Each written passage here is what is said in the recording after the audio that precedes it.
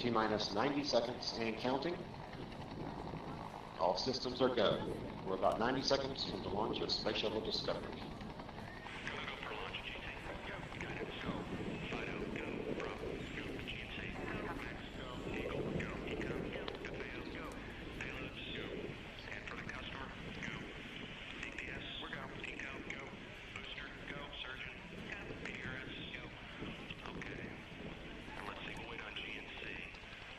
T-minus 60 seconds and counting. We are transferring to orbiter internal power at this time. Discovery is now running off its 3 onboard fuel cells. Coming up on a go for auto sequence start.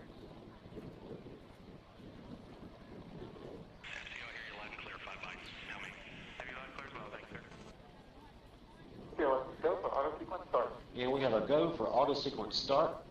Discovery's onboard computers have primary control of all the vehicle's critical functions. T-minus 17 seconds and counting. 15, 12, 11, 10, 9, 8, 7, 6, start, 2, 1, booster ignition, and liftoff of the Space Shuttle Discovery, returning to the space station, paving the way for future missions beyond.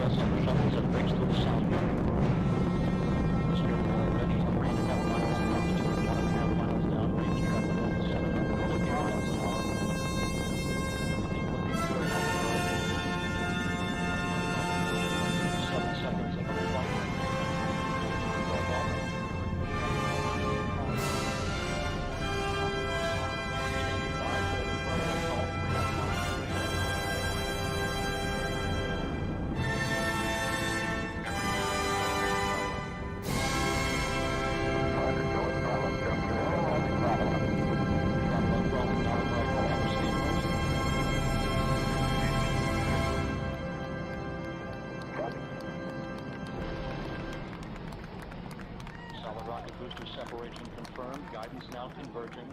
Discovery's onboard computers commanding the main engine nozzles to swivel, aiming the shuttle for its precise target in space for main engine cutoff. Okay, you sound good.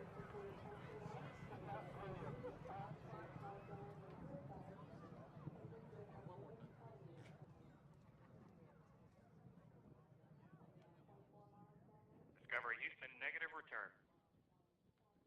Copy, a negative return.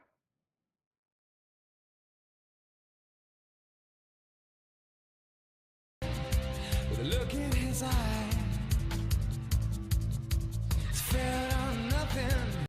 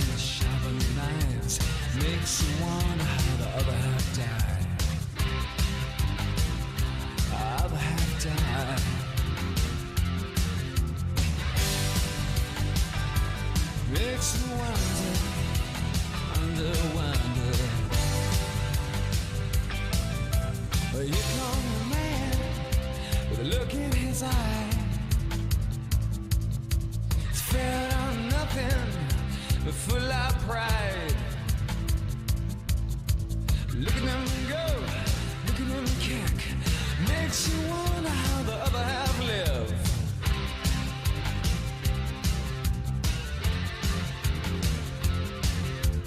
Devil inside, devil inside, every single one of us. The devil inside, devil inside, devil inside, every single one of us. The devil inside. Oh.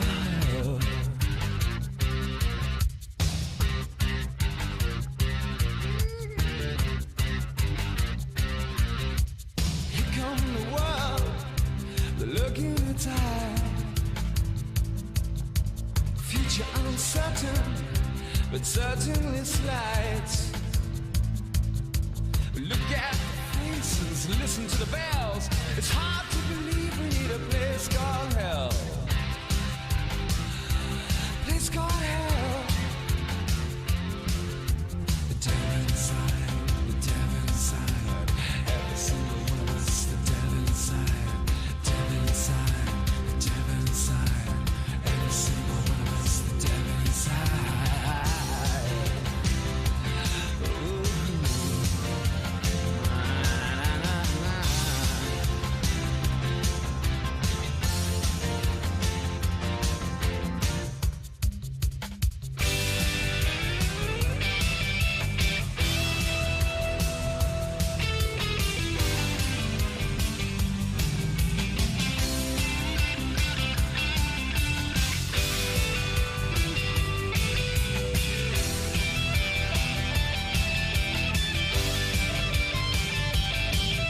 Well, here comes a woman with a look in her eye.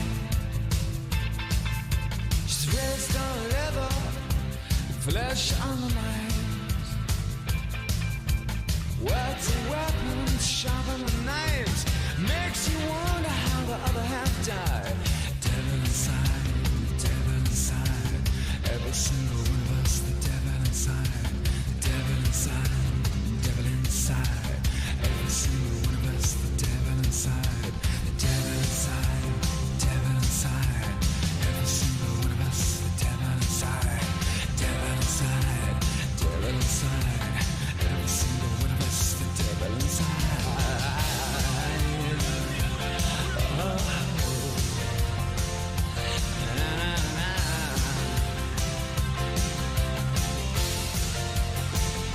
The devil inside. Yeah, yeah.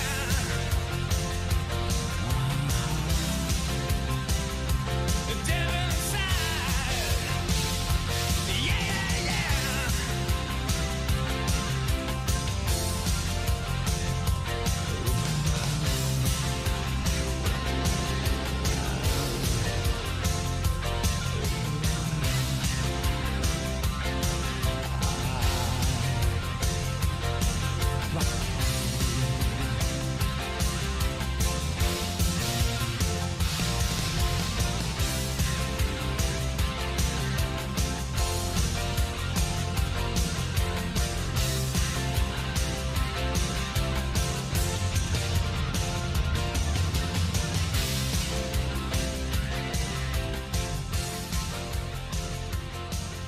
Good morning, you filthy animals. Welcome to AMC and ADD, where we buy, we hold, and we screw the hedgies. Screw them.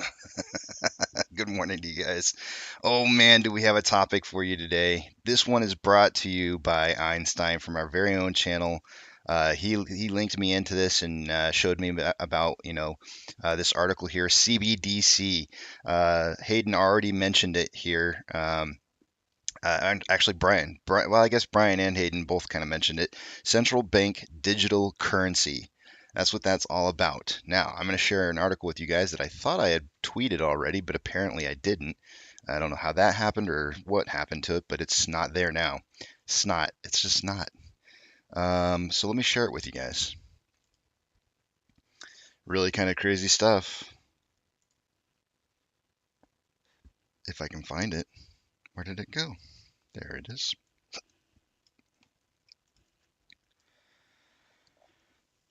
DTCC unveils prototype to support Fed issues digital dollar. This article was issued on Wednesday, April 13th, 2022, yesterday at 1:13 a.m. The Depository Trust and Clearing Corporation, one of the largest financial service providers in the U.S., unveiled its Project Lithium to test infrastructure in support of a U.S. digital currency using blockchain technology. Fast facts. Project Lithium is based on blockchain technology and will allow or will explore how a central bank digital currency might operate in the U.S. clearing and settlement infrastructure, the DTCC said in a statement on Tuesday. The prototype will measure the benefits of a Cbdc. It's so weird. Like every time I say Cbdc, all I can think of is marijuana. Anyways, the Cbdc and a form of future design of the firm's clearing and settlement offerings, the company said. The prototype will also seek to demonstrate direct bilateral settlement of digital tokens in real-time delivery versus payment scenarios, the company said. DTCC, which provides post-trade market infrastructure to financial institutions, is working with the Digital Dollar Project, a nonprofit made up of former U.S. regulators, tech leaders, and executives from Accenture, and with initial funding from Accenture. It's probably Accenture. The move comes just a month after President Joe Biden issued an executive order placing the highest urgency on the research and development of a U.S. Cbdc, central bank digital currency. If I had to guess, I mean, the crazy part to all this, and I'll link this article to you guys so you guys can pull this up yourself and see it for yourself. But if I had to guess, and somebody did ask me before on this show, they said, Casey, how do we get rid of inflation? Like, how do you legitimately get rid of inflation without raising interest rates? And I sat here for a while on the channel and I thought about it, and I said, well, you have to have a reset.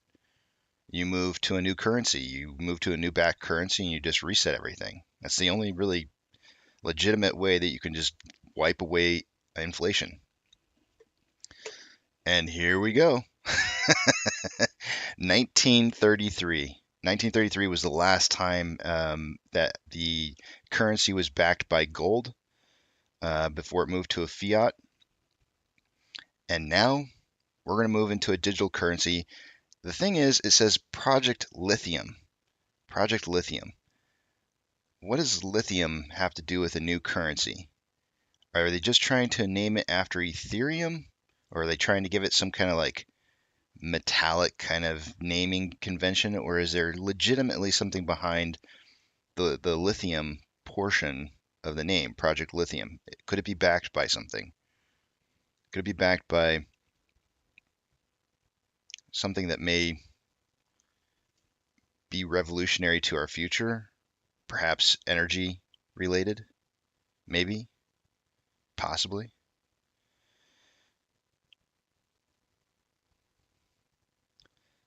Danny says, yes, the devil's lettuce. So you remember all those questions we always have had about, how in the world could it possibly get, how in the world could our settlement of all these synthetic shares that we have possibly reach numbers that would be unimaginable? And I've told you before, I said, what if I told you you were holding Bitcoin? AMC's the next Bitcoin. Or what if I told you that AMC is the next Berkshire Hathaway, Hackshire Berthaway? If we're holding the next Hackshire Berthaway, how long would you hold on to it for? Because this is the kind of thing right here that we're seeing. This Cbdc settlement is the kind of thing where they could just print it and print it and print it and issue it to us, and we would be some of the first people to have it. The very first people to have it. We would be the test dummies, and it would be real currency, a real currency that we'd hold on to, and it would probably be worth just crap tons. It would probably move up. It would be over time. It would probably, the value of it would just absolutely increase. But I'll tell you what, though, I'm doing a little bit of research. I want to get a historian for um, paper money. Well, what am I trying to say? Switching the gold standard. I want to get a historian on here to interview and talk about the backing of gold to the U.S. dollar, and how that changed in 1933. What kind of impacts it had on the economy, and what kind of struggles did we see at first, and maybe just kind of get a historian on here who can talk about some of the things that may be in our futures. I really do think this is how they're going to issue us money, guys. I'm really thinking that that's the case. I don't have any proof. I really don't have any proof, but um, it definitely clears up a lot of answers. A lot of answers. Or questions, I should say. Pantheon says, this is only the first of a series of test pilots looking into this. It is not active now. It is not active to be handed out to MOAS sellers. Guys and gals, don't let NYC, New York City get you excited. I understand. I get it. Like it's not confirmed yet, but I really think that this makes the most sense. Like if they wanted to try and get rid of inflation, this would be the way to do it. A total reset of backed money by something other than a fiat backed currency and moving into digital. Because then what it allows them to do is they can outlaw things like cryptocurrencies.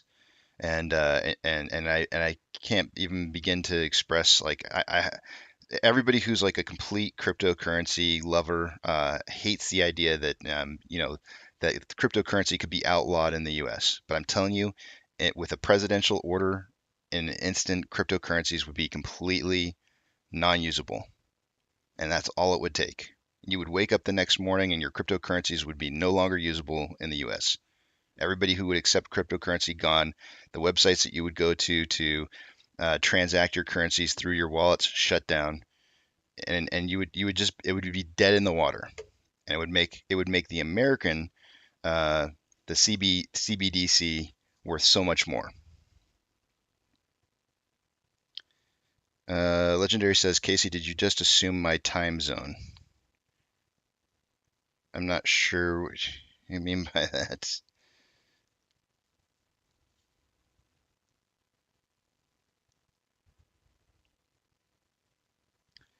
Uh, well, I don't the guy from New York City I don't pay attention to, so I don't listen to him.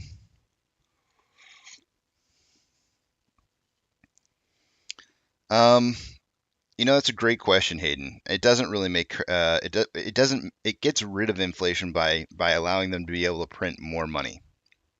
It's like hiding inflation. Because it forces a lot of other I mean, historically, if you want to go back and you want to take a look at 1933, that's probably the best thing to do, and that's why I want to pull up a historian on here, and I want to get somebody who can talk about the past, and what leaving the gold standard meant and what it did and the impacts that it had. Um, I mean, we're less than 100 years. We're 90, whatever 89 years beyond 1933 when they officially left the gold standard. And I think it was 1976 was the year where you couldn't even, like, you can't even officially trade money for gold. Like, there's no gold. Uh, there's no backing by gold to the dollar. Oh, that's because everybody says good morning.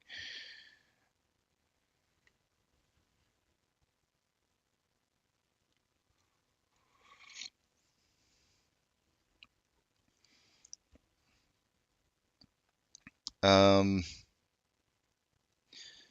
so 6,000 shares so far traded today, this morning. That's rough. 1933, guys. I'm kind of, I'm honestly, when somebody asks me, how do you get rid of inflation without raising interest rates? And I said you have to have a reset where you back your money by something new. I had no idea that this was even a thing. No idea.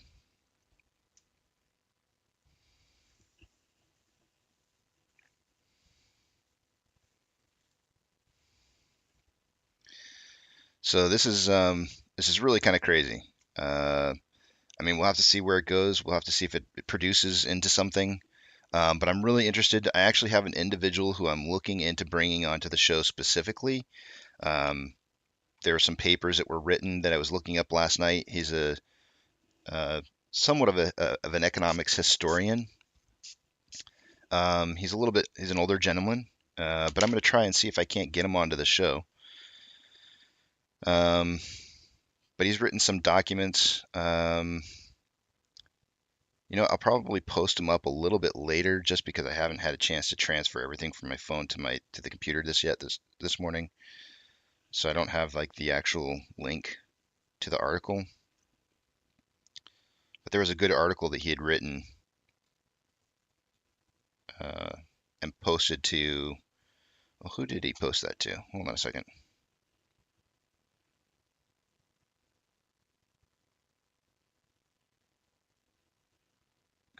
It was a Congressional Research Service. So he posted it to Congress. His name's Craig K. Elwell. And the title of the article that he wrote, the research paper, was Brief History into the Gold Standard in the United States. That's the kind of person that I want to talk to. I want to find out what that meant.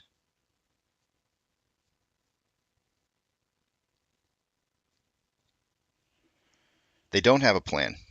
That is, they don't have a plan because we've watched within this year alone. We're only 4 months into this year. I know that's a quarter of the year away, but 4 months into this year, and I've seen two specific events where we've had near market failures, like complete failures of the entire market. And we saw the first one was Barclays injecting $15.2 billion just a little less than a month ago. And the second time was yesterday. No, 2 days ago. 2 days ago. Monday. Tuesday. What day was that? Maybe it was Tuesday. We don't know yet where that money came from, but the entire market was supposed to start going down. I mean, it was every indicator that we were looking at said this thing was going to crash. And then next thing you know, everything just starts getting pumped, absolutely pumped. There was a money injection, and I think they continue to plan on injecting the market until they can get a different currency in place and to be able to just start printing money again. So I would agree that the Fed doesn't have a plan to curb inflation. I think they have a Band-Aid to just bleed it along until they can print new money.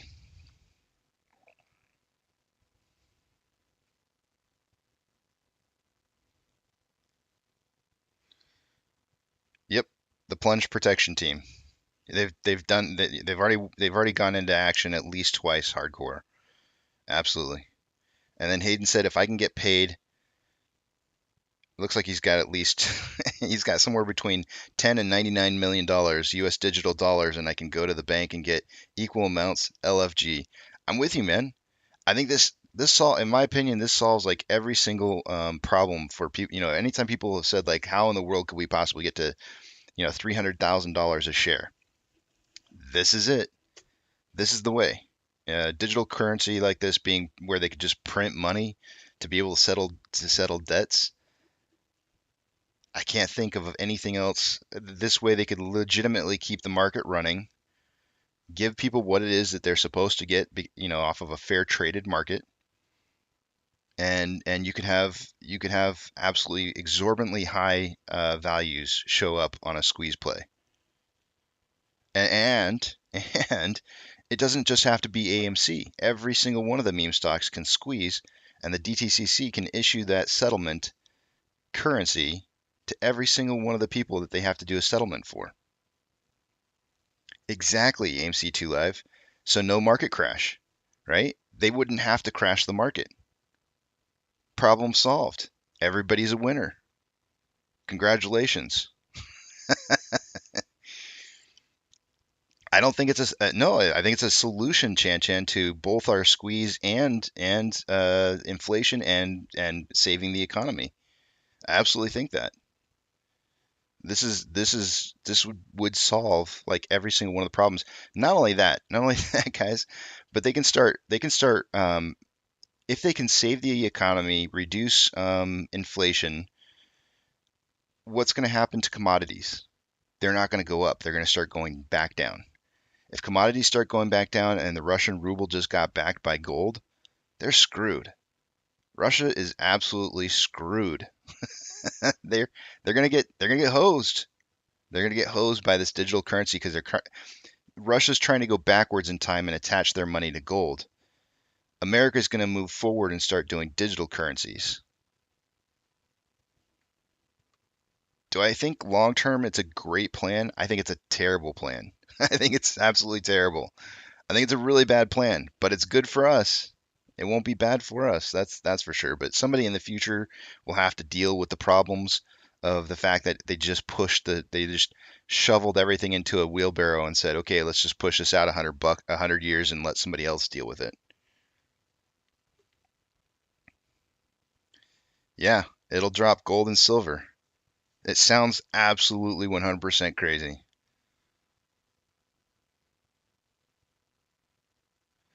I don't know about 1 million, Brian, but just because there's a lot of meme stocks, but I think it's crazy.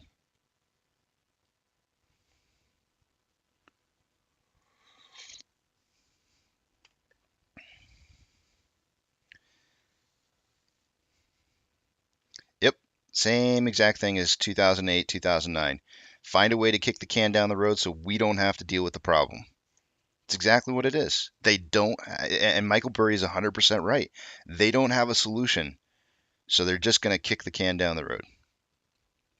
And this is the only way that I can possibly see that it would work. And it makes sense now. It makes complete sense why they're completely. I mean, they sit there and say that they're tapering. They're not. 1.8 trillion yesterday. They say that they're going to raise rates and raise interest rates in order to tackle inflation, and they don't. I mean, they did, but I mean, not enough. And we keep seeing the market getting propped up as it's just about ready to fail. They have something in the works, guys. There's something in the works, and I'm pretty sure that this is probably part of it.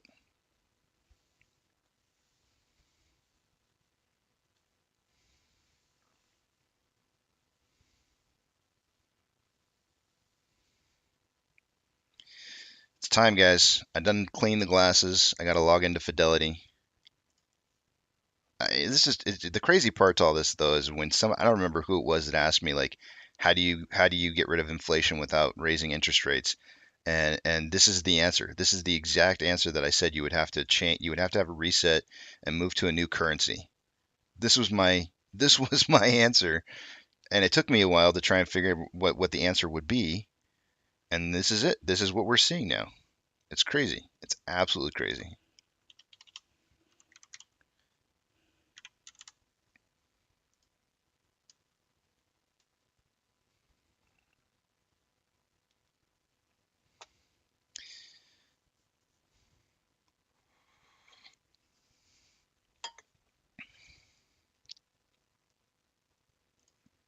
All right, I'm logged into Fidelity. Let me take you guys over to the other page. Do remember, if you're new to the channel here, from Reagan speaking at my high school to today, history is a new. It's so true, old hippie. You want to talk about fractal theory? This is just history repeating itself. That's all it is. It is 100% history repeating itself. This is exactly what you're seeing. Is everything's just repeating. Let me just take you guys over to the other page. I'm not going to be able to see what it is you guys are writing.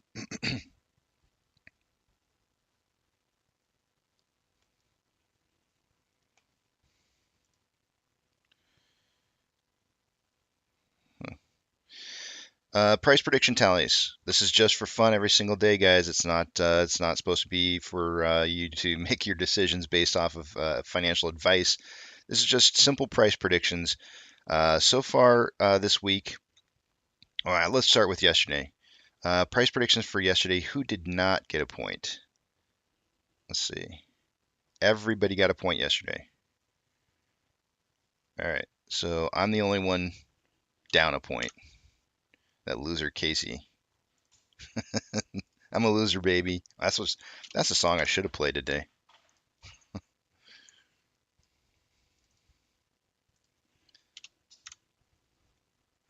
The only day that I'll ever be able to play loser is the day where stock price is just absolutely skyrocketing through the roof, and you guys won't bother you like one single bit the fact that that I'm playing a song that's saying that you're a loser because you're not losing at that point. I can't play it until then because then it's just like it could be offensive. All right, everybody got a price prediction point from yesterday. I had, just to let you guys know what the price predictions were, I had 1675 to 1975. Eric had 1680 to 1980. Keto had 1778 to 2078, and Monty had 1585 to 1885. Oh, and by the way, Cannonball Barranco had 1875 to 2175. We saw him again. He came back. It was good to see him. He got his first day back. He got it wrong. It's not easy, guys. It's not as easy as it looks. Short exempt volume I expect to be very, very low. Let's give it a refresh and see where we're at on this.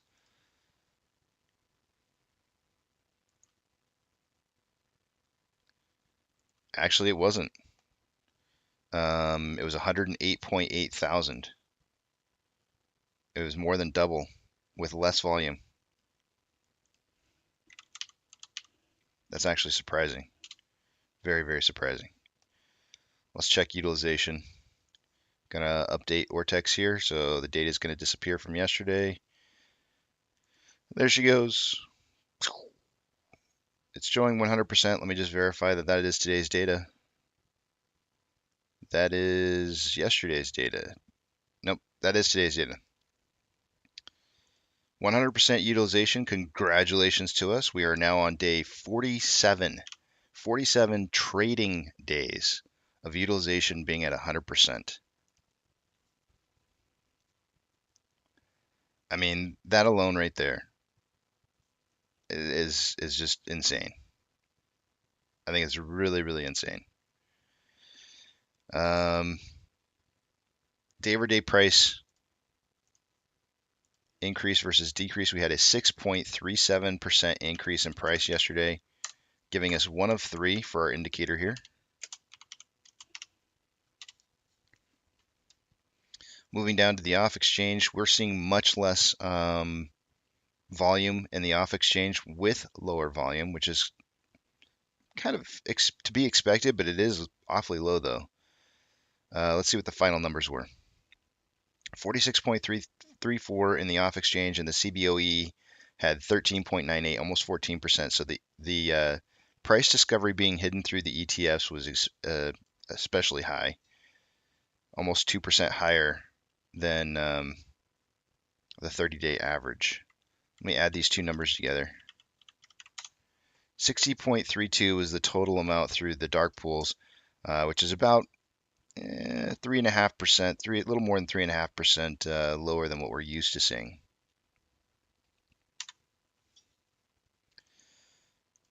According to Ortex, our estimated current short share interest of the free float is at 19.88%. I believe yesterday it was 19.99. We'll take a look at the numbers here in just a minute. Moving to the top right-hand side of the page, you'll notice that institutional share ownership is at 187.433 million. Let's refresh it and see where we're at now. 187.441. So it's increasing very slightly.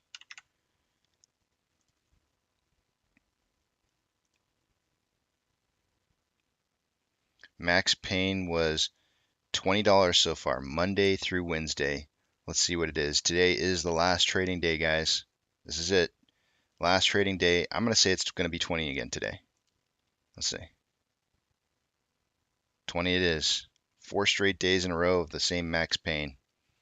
$20. Let's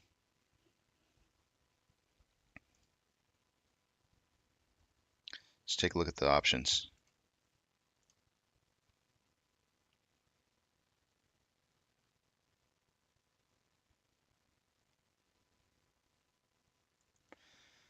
Our lottery ticket winners down at a $60 strike price. Yesterday there was 52.9 thousand contracts. Today there's 53.2. I do want to make this note about these $25 call options that we saw yesterday in volume. It looks like some of them may have closed out their positions because there's only 3,000 in open interest, and that's kind of about how much it was yesterday. The $26, notice that there's more open interest at a $26 price range for the puts. Very, very odd. It's not very usual that you see that deep out of the money puts.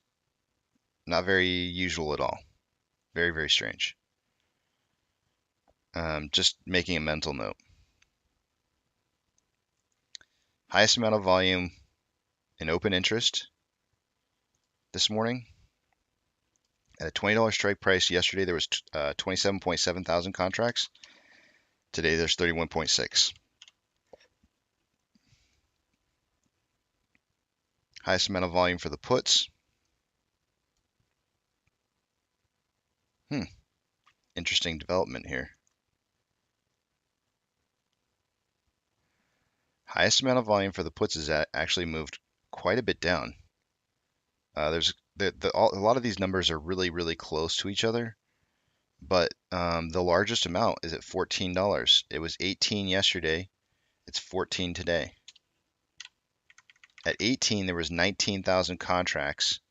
Obviously, since we got below that amount, a lot of them closed their positions. It's now $14 today, and at $14, there's 15.5 thousand contracts. But there's a lot of puts open at $16 strike, a $19 strike, a $20 strike, $23 strike. They're all really, I mean, they're only off by a couple thousand contracts.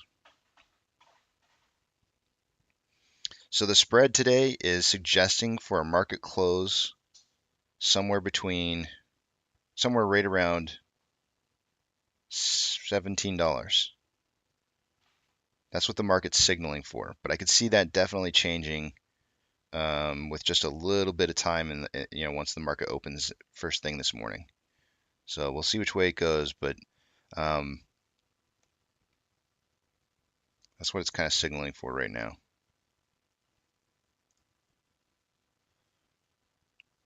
Let me move a couple pages over.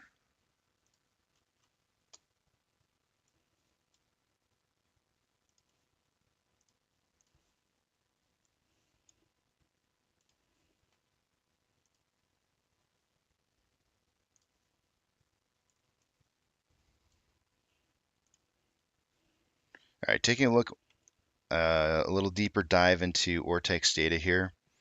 And first thing I want you guys to see is this utilization for 47 straight business days, trading days here. This is massive.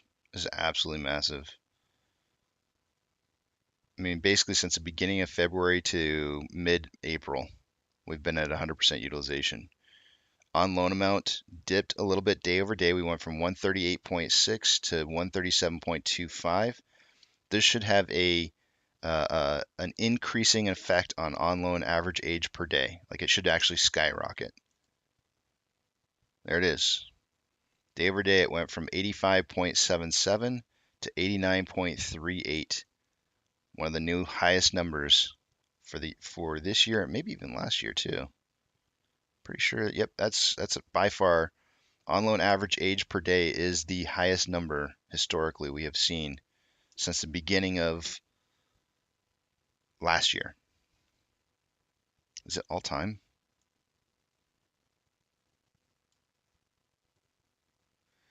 $84. Here's a bigger one. It got up to 115 days back in June 5th of 2020.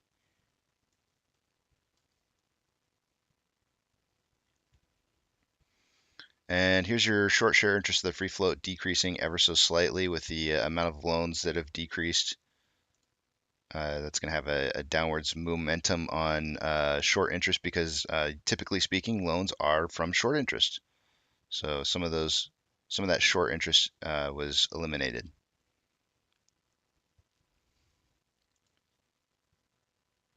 Just checking security lending volume.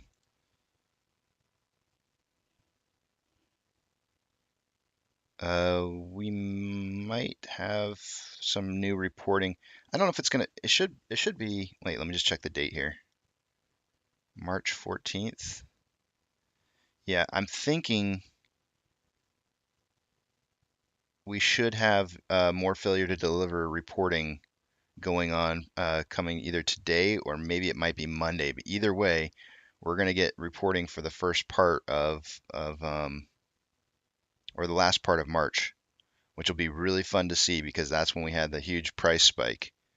It's going to be really, really fun to see. Hopefully we see a lot of failure to delivers just absolutely just dwarf some of these numbers that we have on the page here.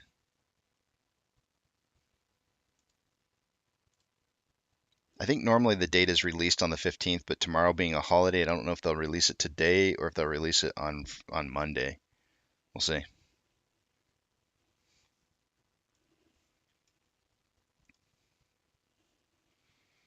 Orders by Fidelity customers. Yesterday, because of our low volume, we didn't make it into the top 10 list. However, we did hold at least, I think, 15th position. Nope, 13th position. But we did end up winding up the day with a 50-50 buy to sell ratio, which is kind of nasty. I mean, I just don't like those numbers. That's gross.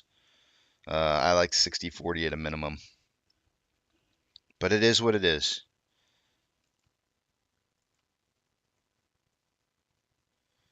And GME never made it onto the list yesterday due to low volume. But they've been having a pretty good buy to sell ratio lately, so I'm not worried about it. Jimmy can't come out to play when his shares are locked away. $16.68 is our SSR trigger price for the day today. Shares available to borrow has decreased from the 1.5 million that they had earlier this morning. Looks like we had in the ETFs, we had as much as 2 million. So let me just do some quick math here and figure out borrow fee is down to 1%. Let me figure out how much they've borrowed here.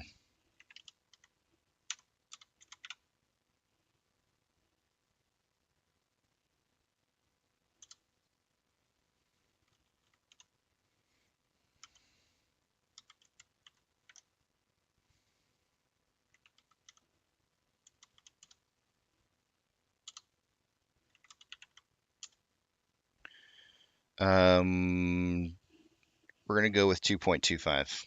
I'm rounding up a little bit. It's actually 2.23, but I'm going to round up to 2.25.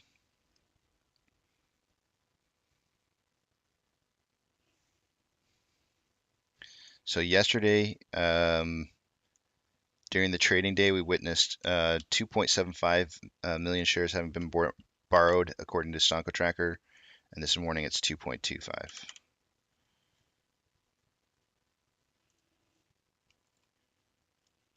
Oh man, next week's call options are really stacking. I don't want to see this. It's not good. I don't want to stop the turds. Stop the turds.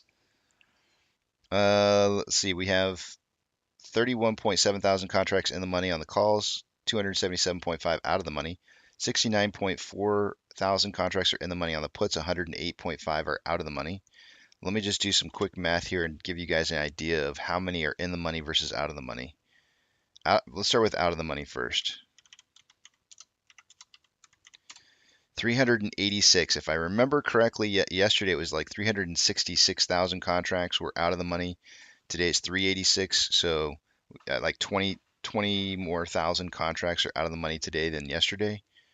And so 386 versus 101.1 thousand contracts that are in the money.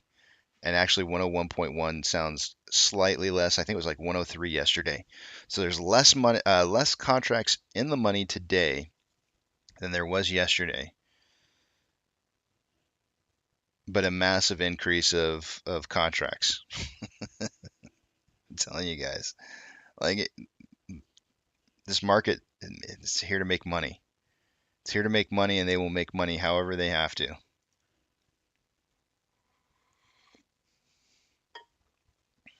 What is that ratio?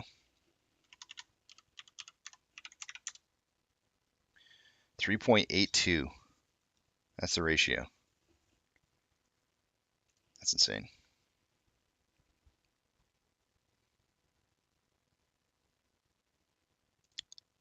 Well, people will learn eventually.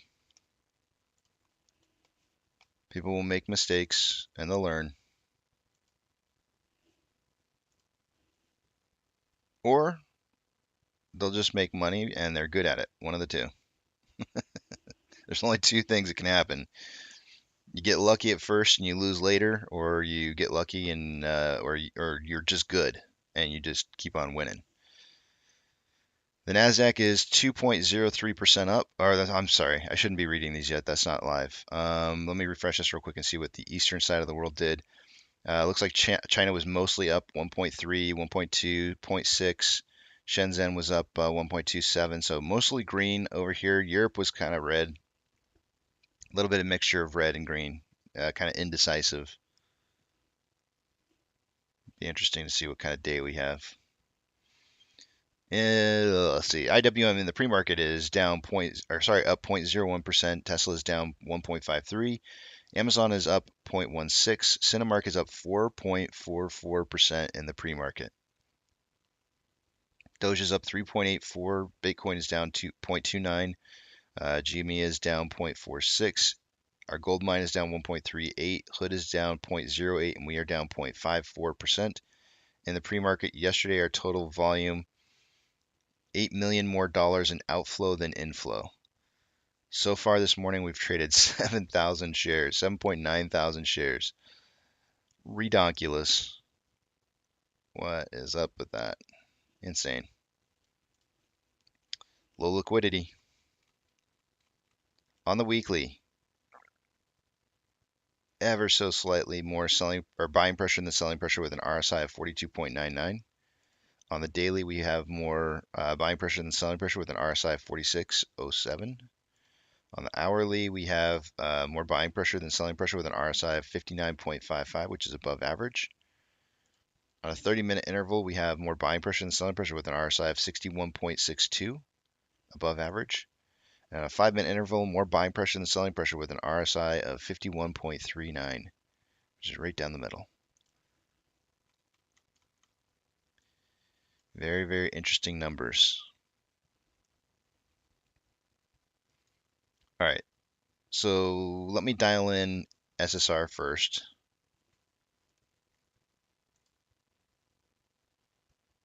Which I don't have on the screen correctly because I just don't.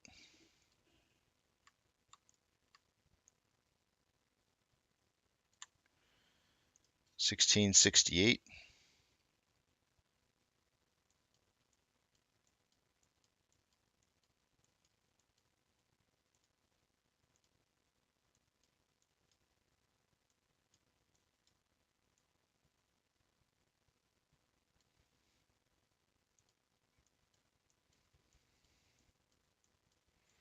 And I also want to get, so far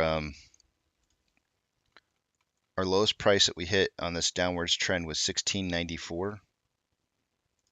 So I want to log that.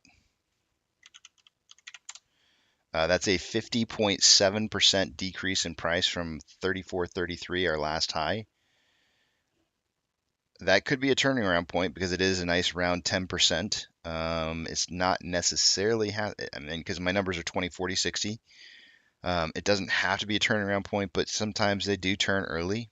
It happens. But sometimes you usually get like round numbers, very round numbers. So 50% makes sense. But we need to see at least a 20% increase to know that we're heading in a reversal for new highs. So let's figure out what that number would be.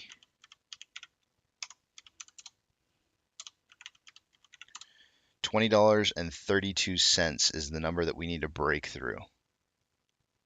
So I'm going to put that down. Actually, that's I want this number here.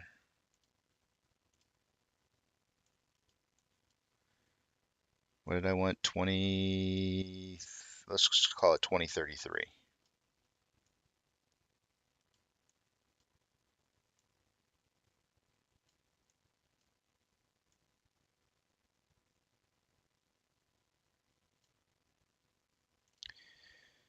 SSR, some of these numbers that you're seeing down here, guys, that are the dotted red line at 1991 and 2060, those were our synthetic price failure limits from before. So kind of ignore those. In order to set new synthetic price, in order to set new lows, I've got to we got to break past 2033. And then one more thing I'm going to take a look at here too, just because I know that some people really like seeing this. I'm going to take a look at the Ichimoto cloud. Let's get rid of all these lines. I don't want to delete my short bus, but I'm going to probably have to eventually. Where did he go? I don't see him.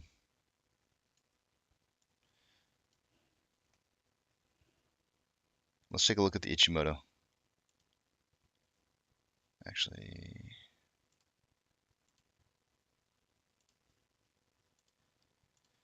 when you're looking at the Ichimoto, guys, 1 hour, 4 hour, those are good time intervals. I wouldn't look at them on anything else. Oh, this is actually looking very, very promising on the hour. Very promising. So we have the conversion line crossing the baseline. We have the lagging line breaking through the price line. So now the lagging line is above price, conversion above base. Price is touching on conversion, which is not terrible because we are inside the cloud and we're breaking through. Notice we're breaking through the skinnier portion of the cloud. We need to see a breakthrough 1856 this morning. In fact, it's 1856 all day today. So as long as we break through 1856, this could very well become a massive buy signal for day traders. And you'll also notice here that there's a conversion happening on the cloud as well, showing that there's this cloud is really indicating to me that there's an imminent breakthrough coming. So there's more than likely going to be some solid buying pressure today. Solid buying pressure. That's what I'm expecting just based off of this cloud.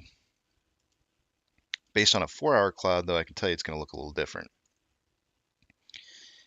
If this thing starts moving based off the 1 hour, it's going to cause the 4-hour to do some pretty drastic things.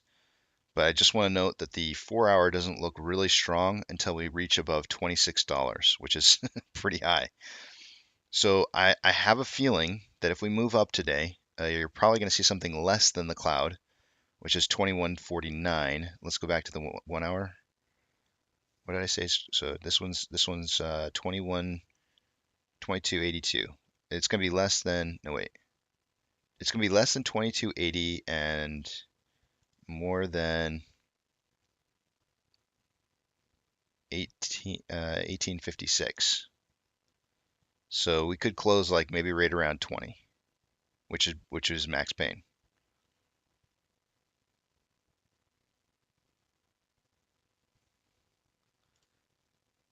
But I wouldn't expect us to, if we moved into the cloud or just below the cloud, we could have some like, let's see, this would be 14. What is this? They have the 15th included. So we would skip out to trading. This is Monday's trading day right here. They actually have Friday in here, even though we don't trade on Friday. The European market would trade though. So you could see price move up somewhere through the cloud. And then potentially on like Monday have some indecisiveness, Tuesday indecisiveness, maybe some sideways trading Monday and Tuesday. If we were going to break out on the cloud, it would be somewhere around the $23 range on Wednesday of next week because it's a thinner portion of the cloud than here. I just don't expect us to break through the thick portion. If we do manage to break through the really thick portion of the cloud right here, then that's just extreme bullishness. Extreme.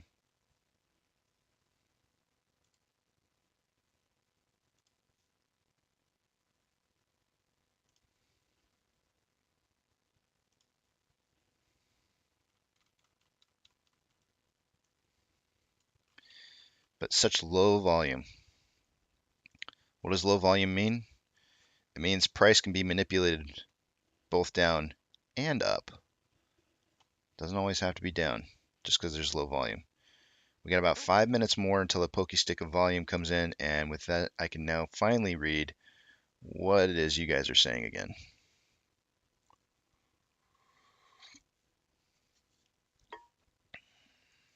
Is Froggy on here? Hey, Froggy, good to see you again, buddy.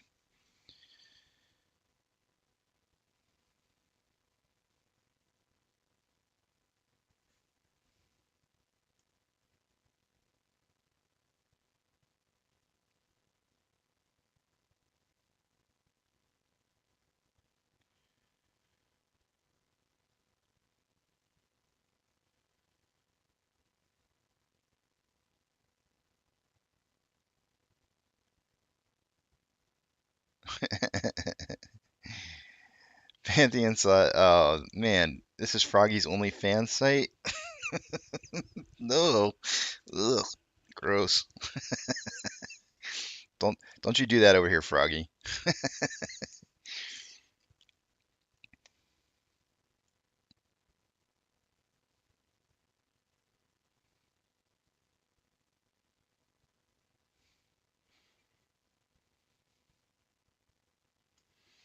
Nosa said a live stream with Froggy, Pantheon, and Casey would be awesome. I'd do it.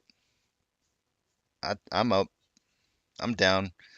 I'm sideways. Whatever.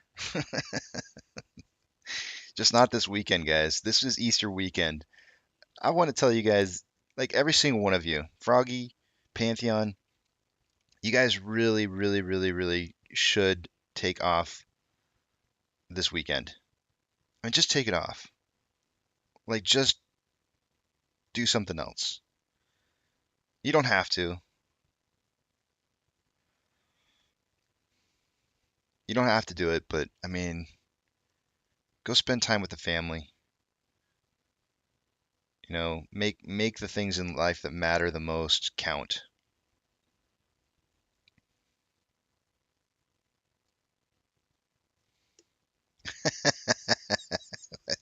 Why would I do that, cutie cat? That's terrible.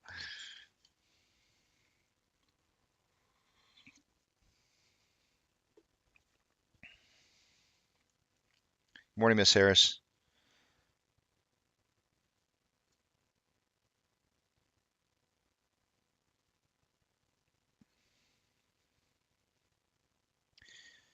And good morning, cutie cat. Froggy's feeling froggy.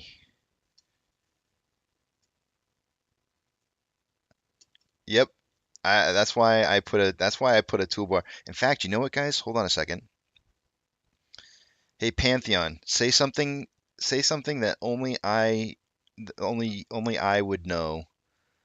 And then that way I can give you a toolbar. That way I know nobody's imitating you or copying you, because I do put people on here like this Froggy Styles only fans account here.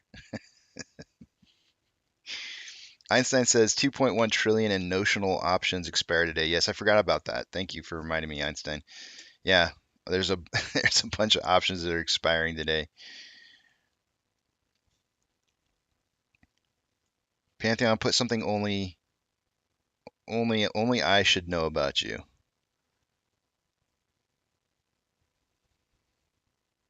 That way I can give you a toolbar.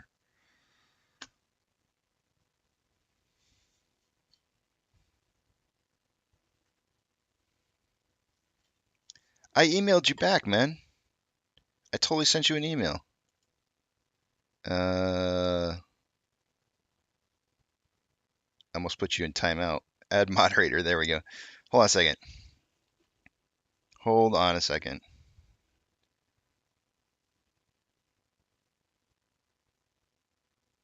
Okay, I don't see your response. So hold on a second here. I'm going to go to my sents. It says I sent you. That's the last email I've sent. Maybe I need to confirm with. I sent it to your account, man. I'd read it out. I'd read it out loud, but I don't want to get in trouble. So I don't know who got this because they got my account information now. Whoever got this, I mean, this has got to be you. This has got to be you. I'm not gonna read it out loud, but this has to be you. I know I sent. I mean, I'm looking at the email right now. Let's see if I can cover it. I can cover. I can block. I can block your email. Actually, wait. Can I do that? No, I can't do that. I'll just take a picture of it and crop it.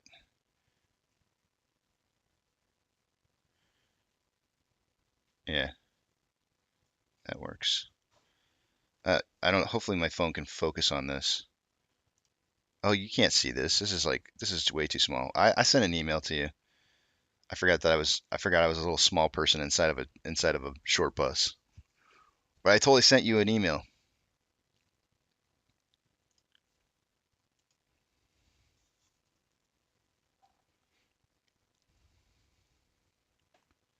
All right, I'll figure it out, man. I'll figure out what's going on. I'll try to get with Froggy and see if maybe I've got the wrong email or something, or Tony, or I'll figure it out.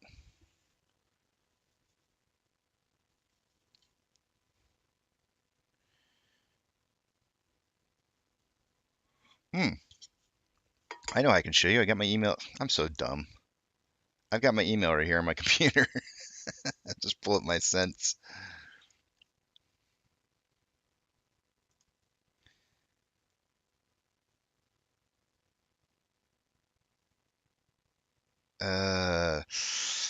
Some of this is stuff I can't put up on this. I just realized I don't want to put this up here.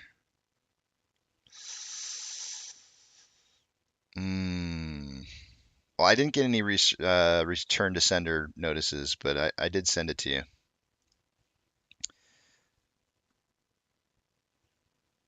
You sent me a test email just now.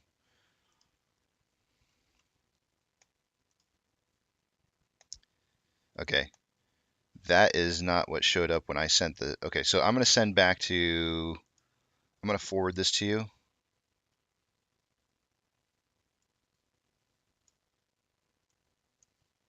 Just do a screenshot.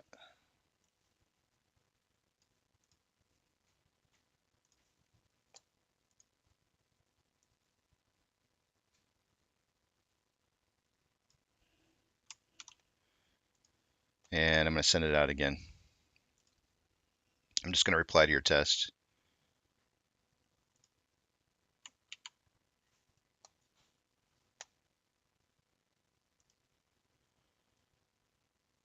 So I sent you back a message and I just copy and pasted what I sent to you just so you know I'm not lying. I was like, man, he must be a really busy guy because he's not getting back to me. I just assumed you were busy.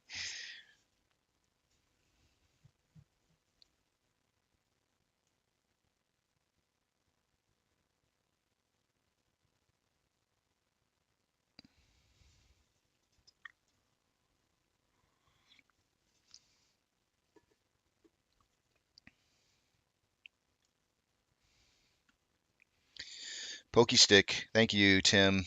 Thank you very much. I mean, what did we have going into that? Like 7,000 shares? Let's see, we got 683. That's about 2,000 shares, 2.3 thousand shares. So we'll just call it 31,000. 31,000 minus the 22. 22 what? 22.4?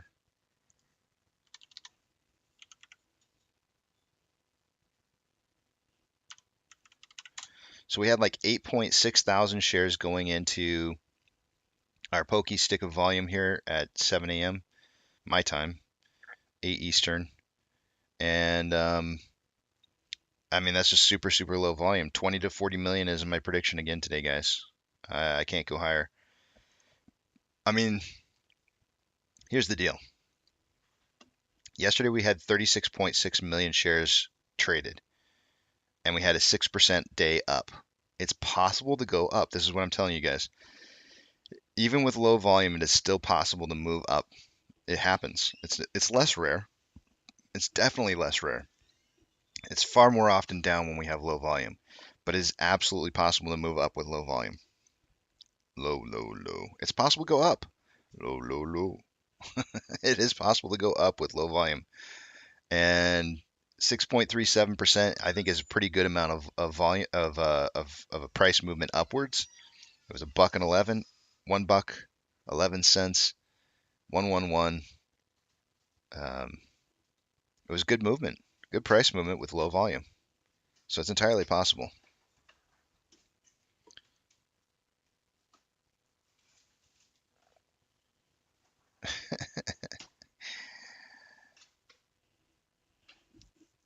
Silverback, close the DOS prompt window so we can see your web browser to read your email. Okay. No thanks. Oh, I sent that to John Wixpin, sniping. I didn't know, man. Like, I thought that was you. I mean, you have to admit. What? Let me look at that. Why didn't he send anything back? Why didn't he at least? You have to admit though. Like the part of that name in there, you can understand why I might have thought that might be you. You know, there is like some similarities between that email address and your name, which I think is very kind of ironic. Are you guys the same people? Because you guys don't sound anything. I Pantheon is really John Wick.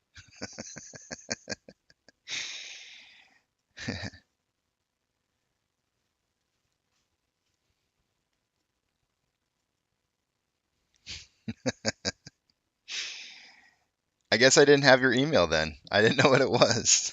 I didn't look it up on, or I made an assumption. One of the two. I don't know.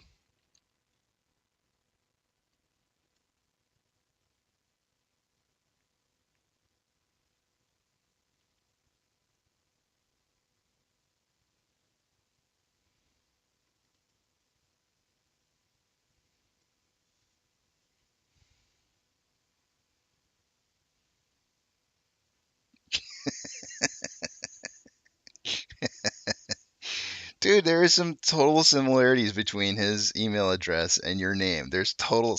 I would put it out there, except for people would just be like, they'd be all over that. I'm not gonna do that to them. Oh, and by the way, guys, I watched John's video yesterday. He didn't sell. Y'all came in here and told me he sold. Like y'all overreacted way too far. Like, I mean, come on, guys. Come on. He didn't say he sold at all. He just said he didn't think the thing was going to squeeze if all these people kept doing all these dumb things that people are doing. Ah, man. You guys are killing me.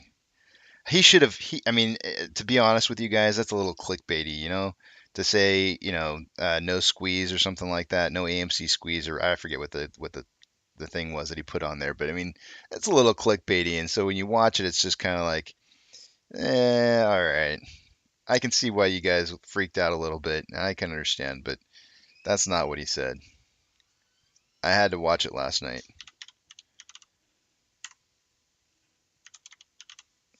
I felt better after I watched it because I was just like, that's not what he said. Come on, guys. Bananasaurus, I love the name, says, hi, Casey. Have you heard about Elon putting forward to the SEC that he wants to buy Twitter for $40 billion? I have not heard about that. That is kind of cool. I hope he does. It's gonna be like the new thing. It's gonna be the new thing where, um,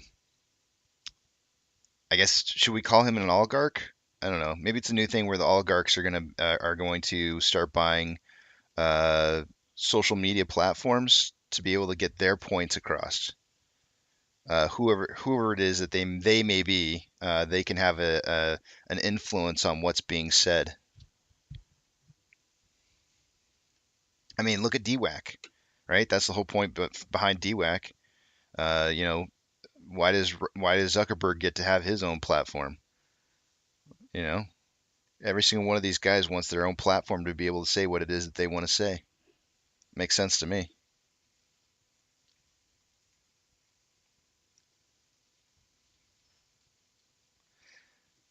No, no, no, no.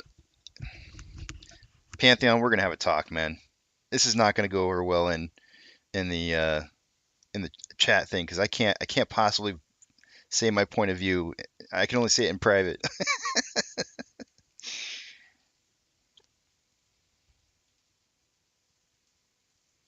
I can't tell you what to do, NC Proud Dad. What I can say is that um, from experience, I would say that you want to try and take profits before you lose profits. I don't know. You said I'd have to look. I'd have to look at the stock and see, but you want to try and just remember every single day that goes by, you're losing value. So you have to weigh that out. I don't know if it's I don't know when your expiration date is, but um, Pantheon says beware my power. Um, Happy Easter, man. G. Happy Easter to you. I hope you have a great Easter.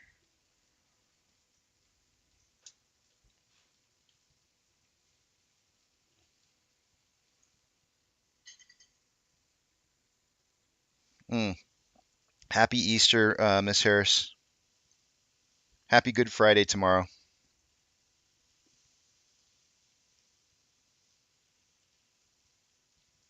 Cody says I unsubscribed because of the clickbait. I mean, I feel like sometimes I put in a little bit of clickbait too, though. I asked Tony about that when I had the interview with Tony afterwards. Him and I talk. I mean, usually whenever I have an interview with somebody, I always kind of talk to him afterwards. And I asked him, I said, like, do you think that I have any clickbait on my show titles? And he said, no, I don't think you have any clickbait. And I don't know. I feel like sometimes I put clickbait in there, and it's not on purpose. It's just that it's the topic for the day. I usually put in the whatever the topic is for the day, and today's about drugs, CBDC. Every single time I read that, it looks like CBC or whatever that other. That's all I can think of.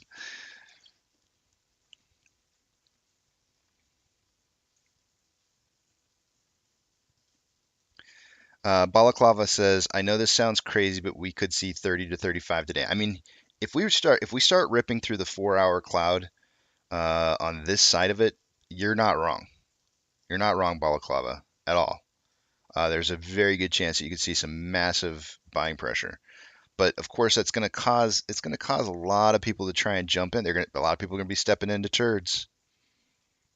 There's going to be a lot of turd stepping.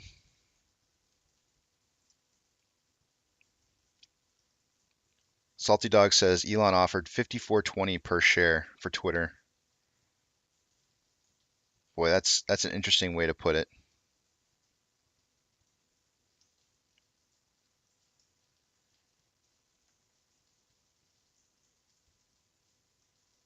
That's a way to get his value out of the company. Just say that he's going to buy it and then not actually buy it and then sell his shares. He literally just day trades the market by pumping stocks that he says he's going to buy and then doesn't buy them and just sells. Einstein says they all know change of wealth and control is coming. They're positioning for that now. I wouldn't doubt it, man. I really wouldn't doubt it.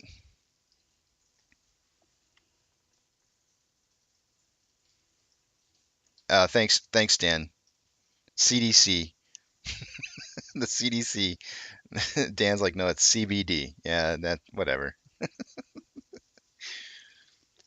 It's closed tomorrow, Manjeet, but I believe the European markets should be open unless they celebrate the holiday as well.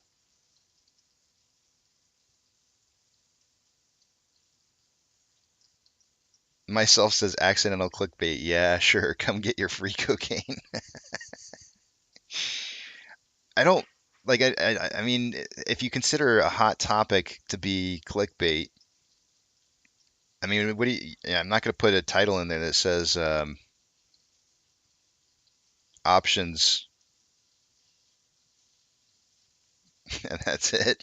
Options question mark. It's a turd. Oh, and I just said that, and then I'm reading Gus's thing saying your wife thinks you're clickbait.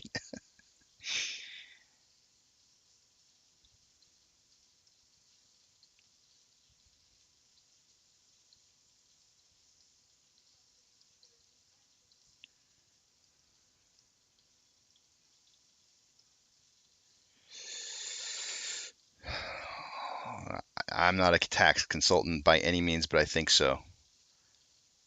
Do not use me for tax advice at all, please. Please, I don't know the answer to that question. I really don't know the answer to that question. I wish I could tell you. That should be a yes. It should be a yes answer, but I'm not supposed to give tax advice. So I would advise you to contact a tax consultant. That's what I'm supposed to say. It sounds to me like something that would be a yes, but I'm not a tax consultant.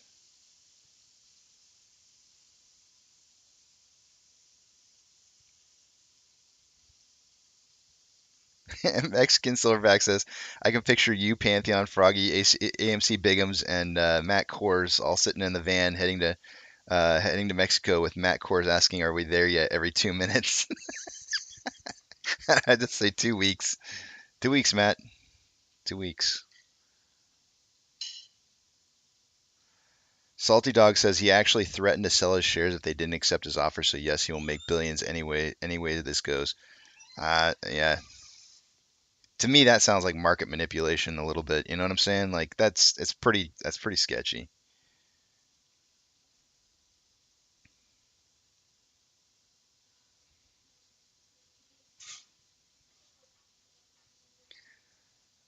I try to keep it from being clickbait. I try to keep it from being clickbait, old hippie, but it sometimes feels like clickbait to me a little bit, and I'm like, I try to keep it away from that as much as possible.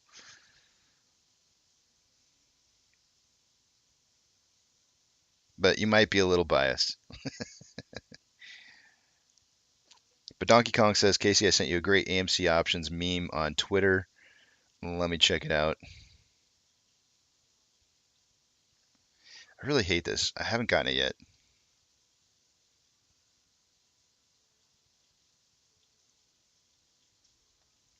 This is what Balaclava. I always have a hard time with his name.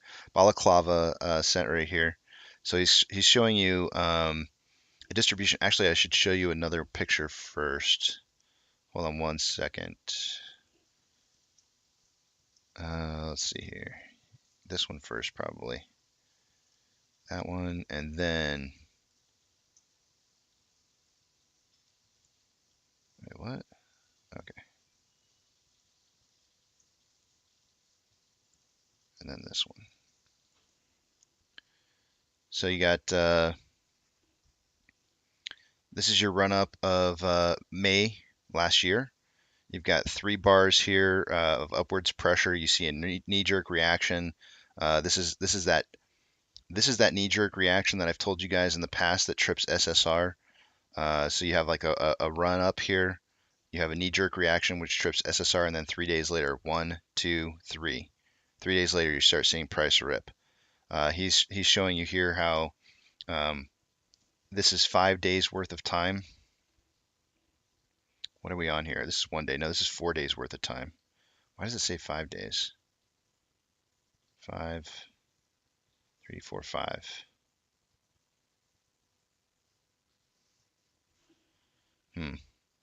Well, anyways, it looks like he's showing about a billion in volume over this 6 bars.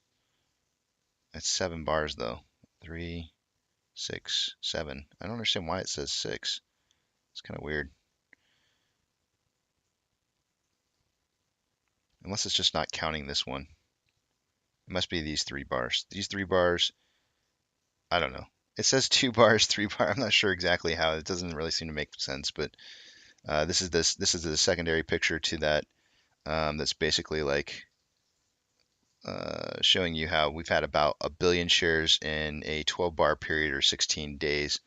So I think he's suggesting that this is that first stage of 834 million shares and 212. You could pull back and see the other page. It's 835 and 204. So he's looking at volume patterns and saying like this is the amount of volume that you need to see within a certain frame before you start certain time frame before you start seeing upwards movement. I'm making assumptions and without I'm making a lot of assumptions based on some of the information that he's got on the pages here, but hopefully I'm making the right assumptions. based off of his analysis here, he's saying that the total amount of volume is what's key, not necessarily the pattern movement. And that, like I've always told you guys, volume is extremely key in this play, extremely key. So we'll have to see what happens.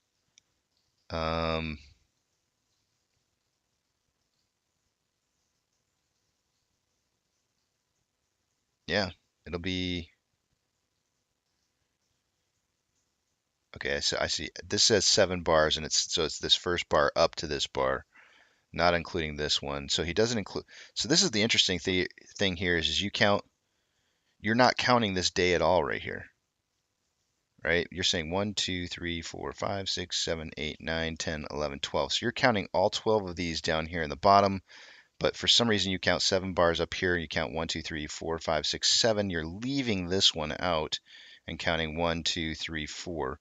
So there's a little bit of something weird's going on here where you're leaving out a bar. But if we pull back over to the other one, you've got 3 bars set up. So 1, 2, 3. You're leaving this one out again, and you've got 2 bars set up. So you're only counting these 2 days, which makes sense. So you're leaving out again this middle bar here. Not sure why, because you're including it in the total amount of the 6, 3, 4, 5, 6 in this part down here, which is kind of interesting. So you're leaving out that one single day on both of those 2 patterns, but you're including it in your total. Not sure why.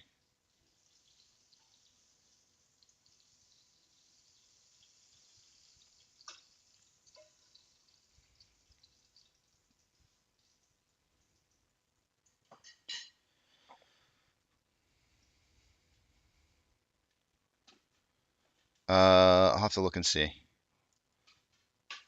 I haven't gotten the message yet on Twitter. It's not showing up.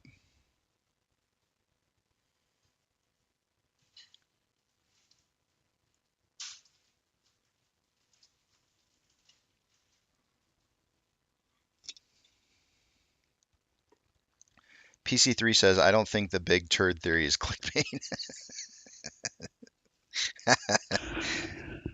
It's anti-clickbait. Nobody wants to click on the big turd theory, so yeah, it's like anti-clickbait.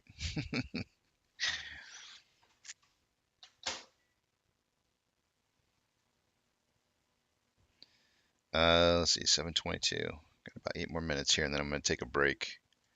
We got to get rid of juicy trades. No juicy trades.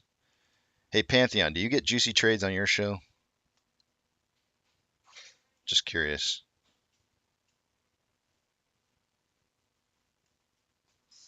Stephanie says turds always expire in the money.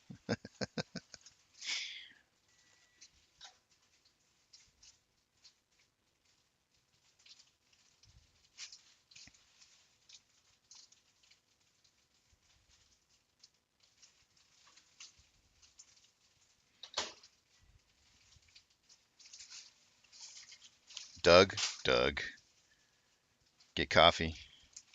Hook yourself up.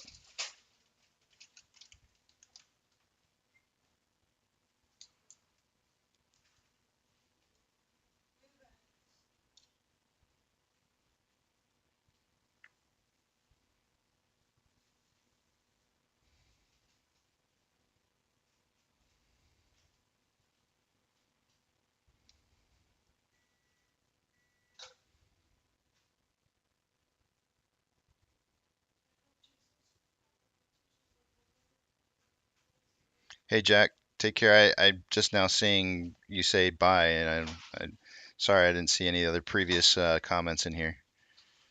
I have not seen the prototype. I didn't see I haven't seen. It hasn't come. For some reason, my Twitter account just does. It gets messages late. I don't know why. It takes for a while for them to show up. I'm not sure what the deal is with it, but it takes a bit. Who's the biggest turd I've ever met? Like famous? Famous turd. Hmm.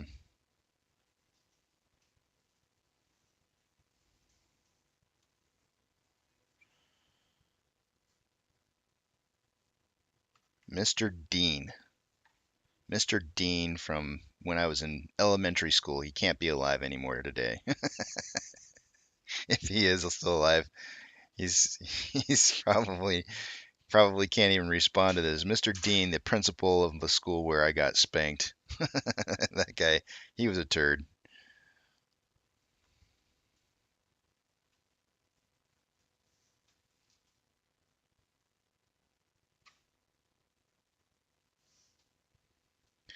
Balaclava says, what do you think is more key level, 1850 or 20?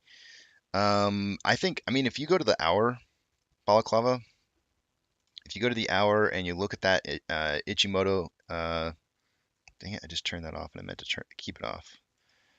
You know, the thing is 1856 is like a very key indicator for moving up through price. So, you know, that becomes a really strong buy signal if we move past 1850. So I guess in my opinion,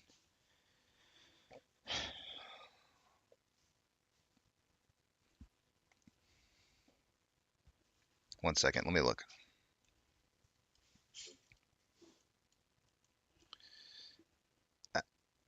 I think Balaclava, to be very, very honest, I think 2033 is the key number. $20.33 is the absolute key number. If we can't drive through 2033, those kind of numbers that you were talking about before won't be possible. We're gonna have to drive through $20.33 to make that all possible. So that's more key than driving through the top side of this 1 hour Ichimoto cloud. And why do I say that? Because that's a 20% increase in price from the bottom that we just had. And that typically means that we're on a reversal.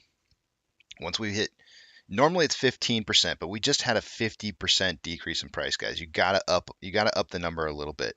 To see a true reversal, you gotta kind of up that number just a tad bit. So I'm giving it 20% right now.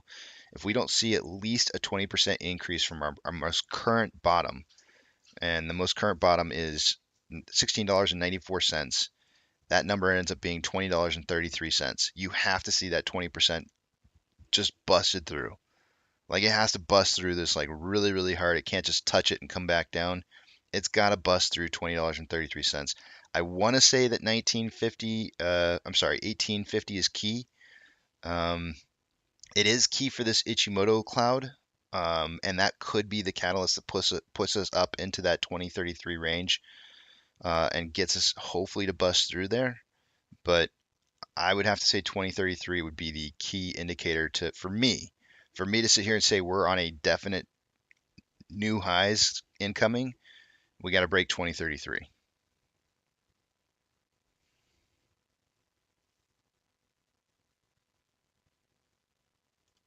But that's using theory that you're not going to find anywhere else. you're literally not going to find that. That's synthetic price failure mumbo jumbo that nobody else follows except for me. So it's my own tracking.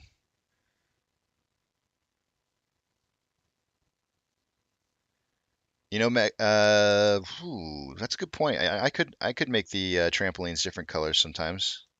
In fact, it would be fun to do that, especially with the side of the big tramp bus. You know, with the red and the yellow or orange and yellow, whatever colors. What colors are those? Is that red and yellow or orange and yellow? Or are my eyes just wanting to make it orange and yellow because the yellow makes the red look orange? I think it's red and yellow.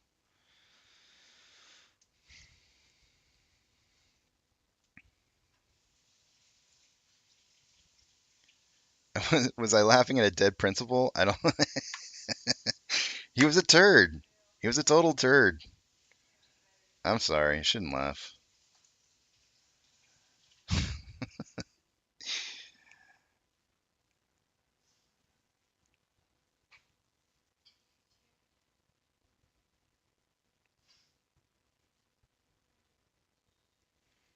Casey, $20 is still max pain. Yes, it is. Doug, $20 is max pain.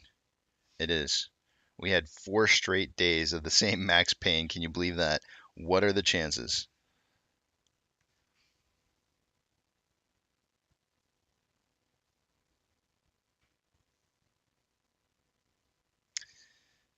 Is there a way to see how long I've been holding my AMC shares in my account? It would depend on, yes, every account broker should show you that.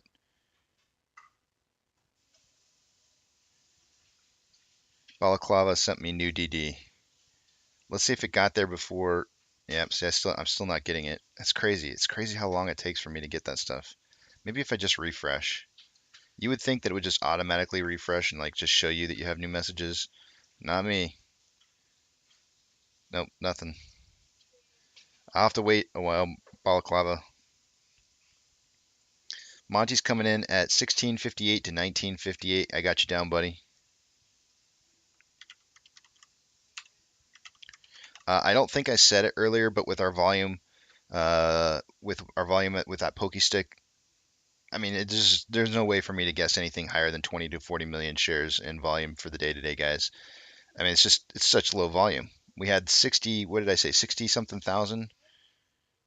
22, 31.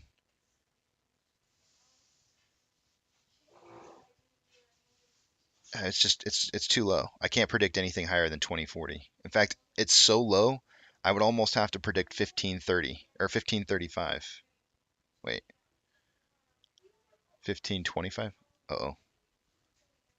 50, yeah, 15 to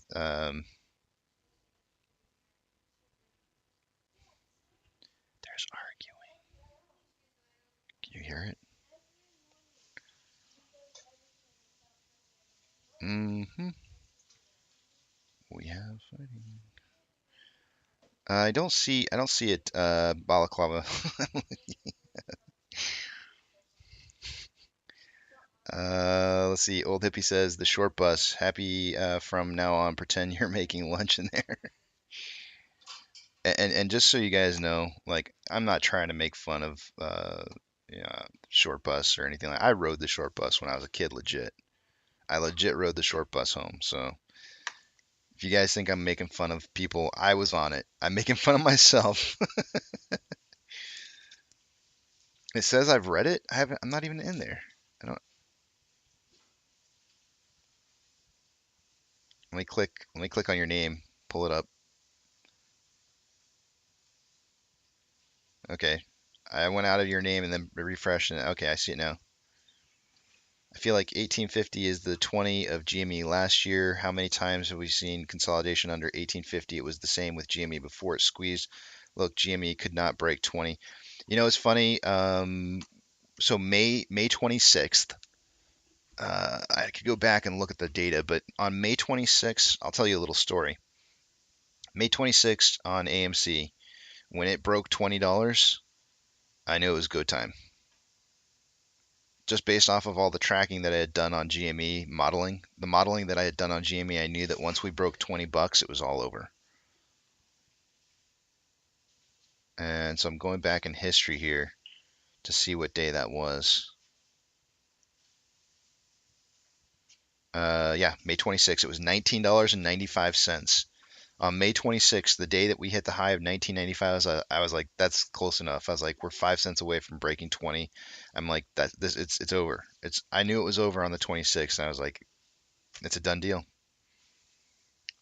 And I started finalizing plans. I'm not saying that's the case now, though. I think the numbers are a little bit different now because we've already broken back over 20, and we didn't continue to shoot up.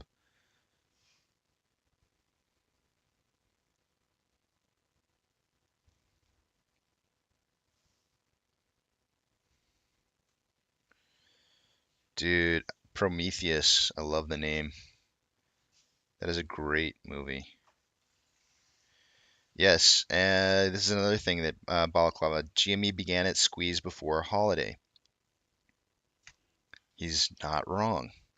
Holidays have typically been really, really, really good. Not always, but for the most part, holidays have been really good on price leading into the next trading day after the 3-day weekend. Completely correct on that point. I'm not even reading that myself.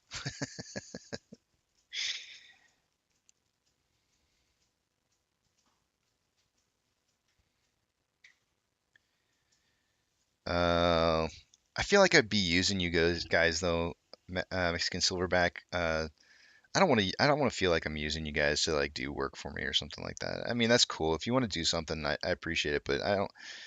I just feel like doing a contest to see like who can make the coolest looking trampoline. Well, while it would be really fun to see the different entries, I feel like it would just be for my own benefit, and I don't want to do that. It sounds like fun though.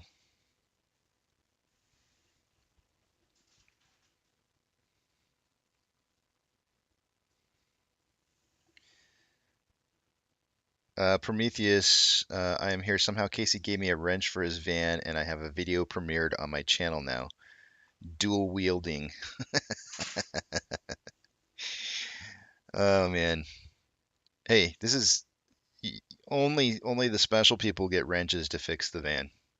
I don't just let anybody touch the big tramp.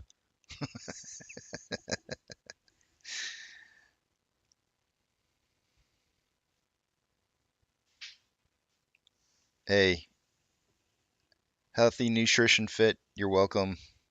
I like this community a lot. We've built a great community together.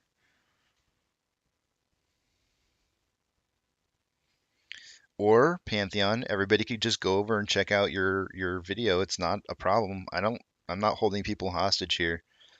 You know, we literally ask one of my original moderators and probably one of the original people to watch the show. I will do the show with one person watching or zero. It doesn't matter. I'm not holding anybody hostage here. You guys can go check out other videos. I'll still be just doing me.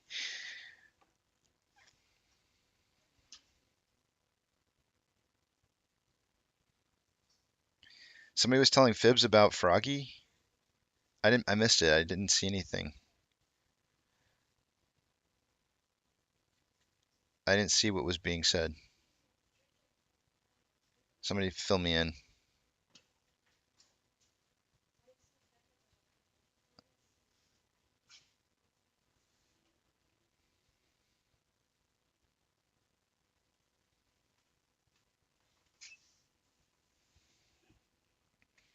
All I would say, Miss Harris, is that I keep a very open community as far as talking goes. Like I don't silence anybody because I do believe very heavily in freedom of speech.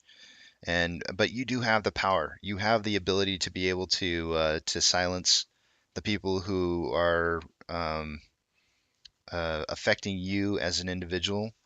And all you have to do is click on their name and just I'm not sure what it is that you have to do, but you click on their name and then you can never see what it is. You can hide their comments and never see what it is that they write again.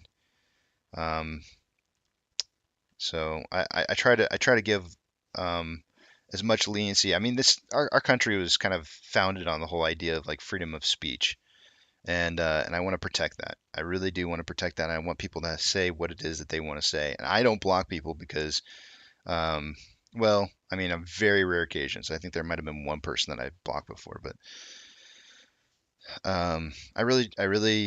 I value especially disagreeing in opinions because just because a person has an opinion doesn't mean they're right. But it gives me an opportunity to be able to maybe help them to understand or see something differently. So just silencing people is, I don't think, the right thing to do.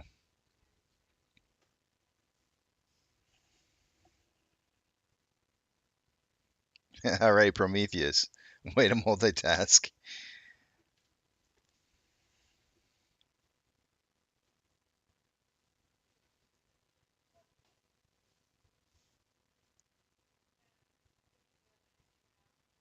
Nate says Casey gave you cooked on a Kamado style cooker before. It's a game changer. I need to get one of those, huh? Kamado style cooker. I'm gonna go to break here in just a second. Let me look that up real quick though. Kamado style grill. Okay, I think I've seen these before.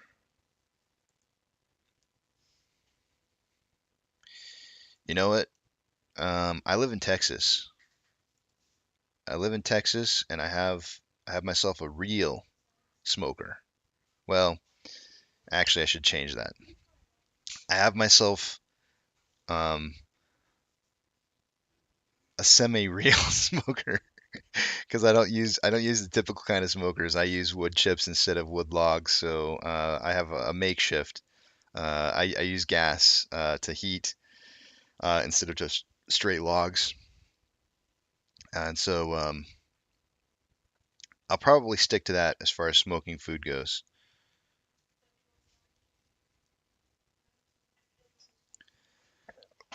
Mexican Silverback says, "Does your bus have eight track in the back, CDs in the front because nobody even uses those anymore either, and and then up above, right up here where you can't really see, I have a cassette deck as well.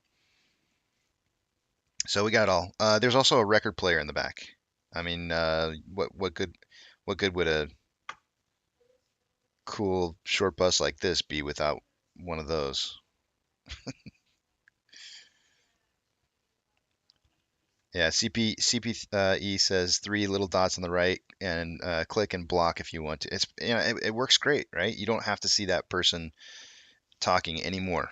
And so if it bothers you, just it's your right to be able to silence who you want, and then you don't get affected by it. It's great. It's beautiful.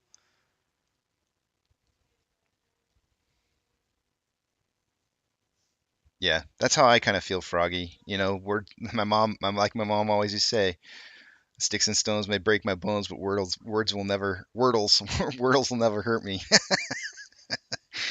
It's just they're just words. They're not gonna hurt you. Not unless you let them. You have to let them hurt you, and sometimes they kind of do hurt. There are words that can definitely hurt, but I'm just gonna let you guys say what you want to say.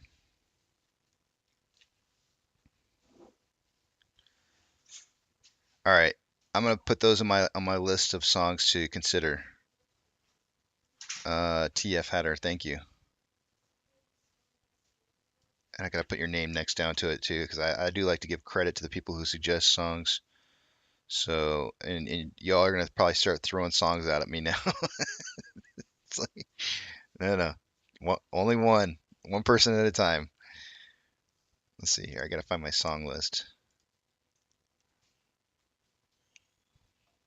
Where did my song? Oh, there it is.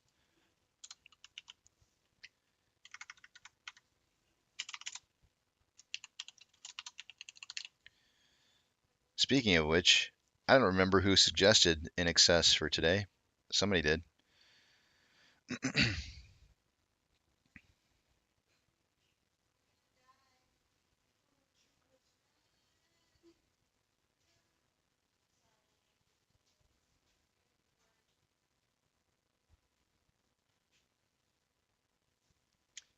Old hippie, thanks, man. I think, yeah, I think we're making history. We are absolutely making history. And I got to go to break. Pantheon says, "I'll be the Terminator. Point me in the right direction." You don't have to, man. You don't have to. Let's see. You don't want to mess with Wordles. I'm telling you. Wait. Hey, hun. Oh, she can't hear me. Oh, hey, what's that game isn't it called Wordle? Oh, yeah. Okay. Yeah, we play Wordle.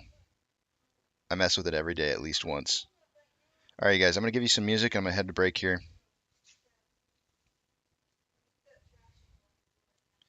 Do I smoke cigars? I have smoked cigars. I don't smoke them on a regular basis. Maybe I could probably count on two hands how many times I've smoked a cigar in my life. But I'll tell you what, Balaclava, have you ever been around, like, this may be kind of dating me a little bit here, but do you remember how maybe like when you were younger you used to be around people who used to smoke pipes and they always had that like really sweet smoky pipe smell? I told my wife, I said, when this is all said and done, I might have to get myself a pipe. I want to try smoking a pipe. I don't know. I think there's some character in smoking pipe. That sounds so wrong. But I always,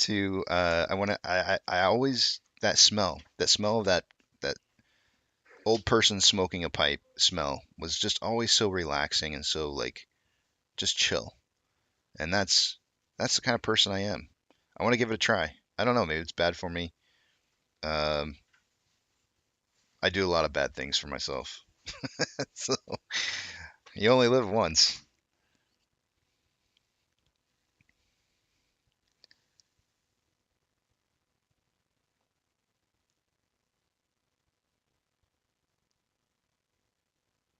No, I myself said, don't you already smell like old person? Oh man. I want to say like, why don't you come over here and smell me? But I don't know if I want to do that.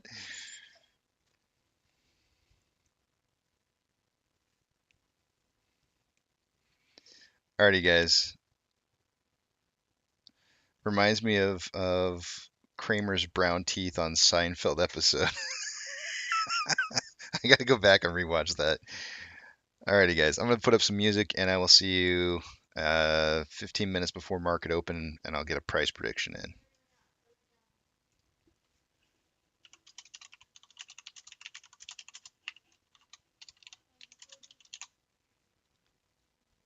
I don't even know why I put 8:15 a.m.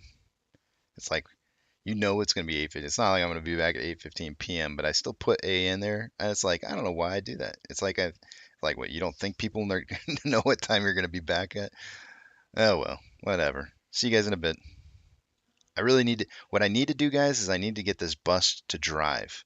If I could do an animation where I can get this bus to like drive off, that would be like super cool. I'm gonna have to ask my son if he knows how to do that. He's coming over today, so I'm gonna give him a head up. Froggy Styles, you have a great day. Pantheon, you have a great day. Look forward to seeing you guys later. And in case I don't see you again, happy Easter. Spend some time with your families, guys. Spend time with your family, your friends, your pets, whoever it is that you spend time with. Get that. This is going to be a nice 3-day weekend where you can just get away from AMC for a little bit and come back refreshed. I'm telling you guys, 3 days of peace of mind, even though you can't wait for Monday, those 3 days are going to be so valuable to you. Get that rest. Get it. See you guys in a bit.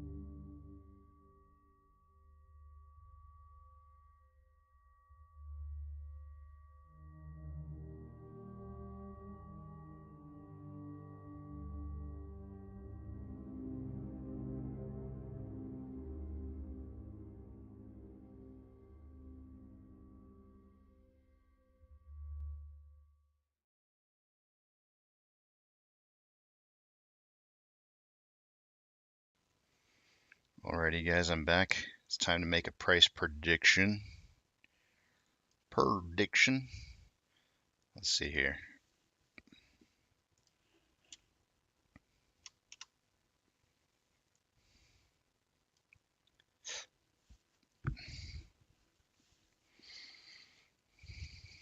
It's gonna be a tough one.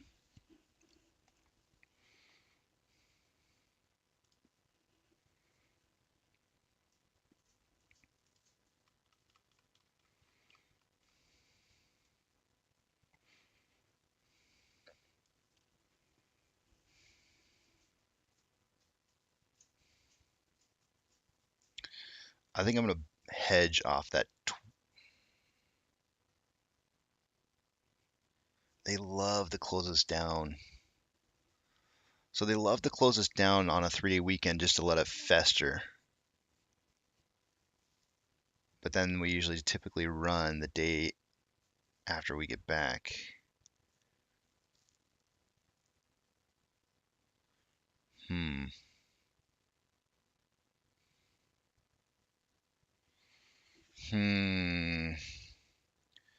What to do? I feel like I'm leaning out my car here. Gotta look around. It's like if I could leave my head out the window, it'd be like Ace Ventura. Yo. Oh, let's see here. This is a hard one, guys. This is really, really hard. I want to hedge off of 2033, like do a plus or minus off of $1.50 off of the 2033, but I feel like they're gonna go more down than up, leading into a 3-day weekend just to let it fester. The VIX is down. IWM is down in the pre-market.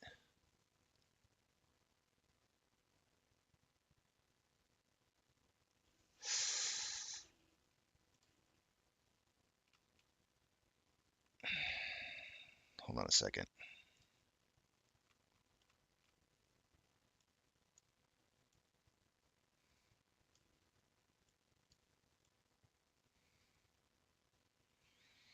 If you were to look at this as like a reverse speed line and we're bouncing off this reverse speed line, then they shouldn't be able to push the price. And we have a TD9. We just printed a TD9 on the daily.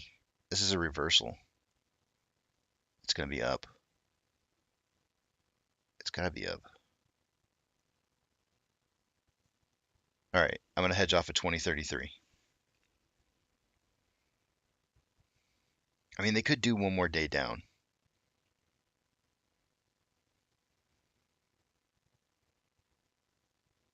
Yesterday was a green day. We have a if we have a green day on, we have a worse chance of having a green Friday if we have a green day on Thursdays. So, man, there's so many conflicting data. So much conflicting data here. Man, I say we break up. I think we're breaking up. I'm gonna hedge off at 2033. Oops. Yeah, I'm gonna hedge off at 2033 for my price prediction.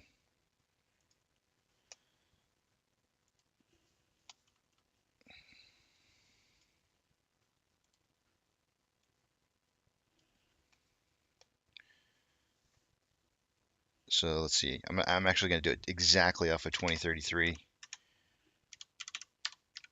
So 1883. I've never done a weird number like this before. I always usually like keep it to like the nearest quarter or something like that. This is going to be like a weird one for me. I'm going to go 1883, or maybe I should just go 1850 and stick to my guns. Because if I did 1850, we could technically close with a down day at 1851,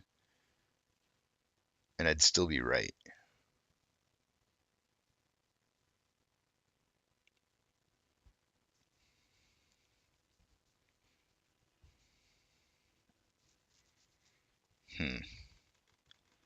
So hard. Today's a hard one, guys. I don't know, because I mean, I see so much potential, and I see the opposite of that.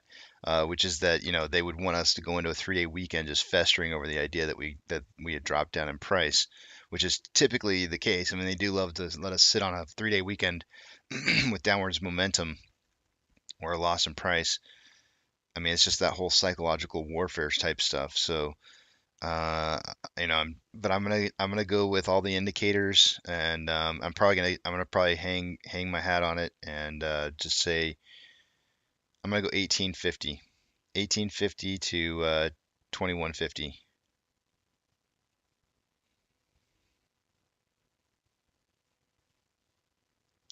I mean, that puts me higher than everybody else on the list here. Nobody, I don't even think Eric's got a. Boris says it's a trap. It's a trap. I mean, they wouldn't want options to really run into the money. So that makes sense, right? Like they wouldn't want a whole bunch of options to go into the money. And right now the ratio's like a 3 point, I forget what it was, 3 point something, 3.6, 3.8 or something like that of out of the money puts to in the money. Sorry, out of the money contracts versus in the money contracts. So I'm gonna have to lean towards, the price probably won't be moving up a whole lot if it does move up, because I think that they're going to resist the price moving up too much. I think 1850, but I'm the side on the error on the side of more positive pressure movement than negative pressure. So I'm gonna go 1850 to 2150, and I mean it's a Hail Mary for me. Simply because I'm down a point. Like if you guys remember, I'm down a point for this week, so the rest of the guys are all ahead of me. If there's any chance that I'm going to be able to beat these guys, I'm going to have to be on the top side. And I'm not even really considering that. I wasn't considering that when I was doing the price prediction, but I'm looking at it now and I'm going like, okay, well, most of the guys went lower. Like 16. I got Monty at 1658 and Keto at 1778. I haven't gotten Eric's yet, but I'm assuming he's probably going to go lower too. Um, so if there's any way that I'm going to be able to get this, get back into the game for points for this week, this would be it. It'd be the Hail Mary. And of course, the guys can change their price. If they want to change their price predictions right now, they're more than welcome to. They always have that ability to change it. Active's going 1835 to 2135. Look at that. That's close to what I'm saying. Sir Poker went 1850 to 1950. You get $3, sir. Sir, excuse me, sir. I think you dropped $2. Thor-bladed is going 29 to 32. Now that is really going out there. That's really laying it out there and saying, I don't, no, no, no. You don't understand. I believe. I like it, Thor-bladed.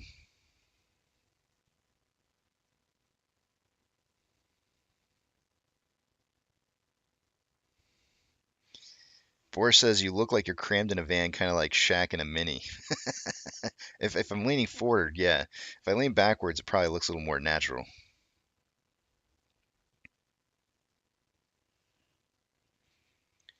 Oh, here we go. Get these Bollinger Bands going. We're getting ready to start this morning here. It looks like it's going to be pretty volatile. Oh, never mind. What's going to happen? It's so intense. Mr. AP, good morning. Gary's coming in here with 1901 to 2201.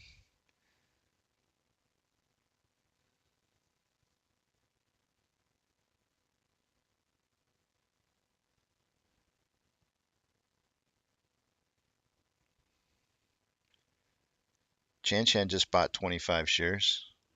That was probably that nice little pump up that we just had.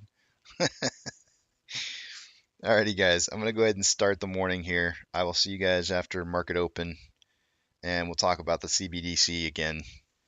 For those of you who are just joining in, you're going like, what the heck is this Cbdc crap? We'll talk about it. In fact, you know what? I should have linked it earlier this morning. I forgot to. I'll link it when we get back going here. See you guys in a bit.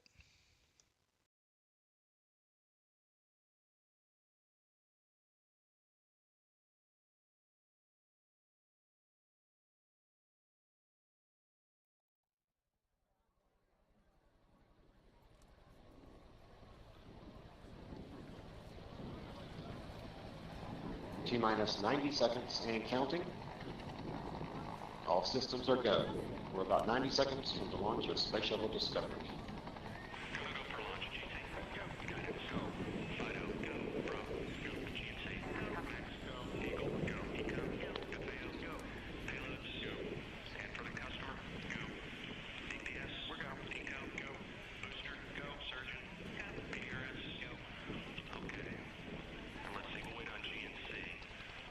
T-minus 60 seconds and counting.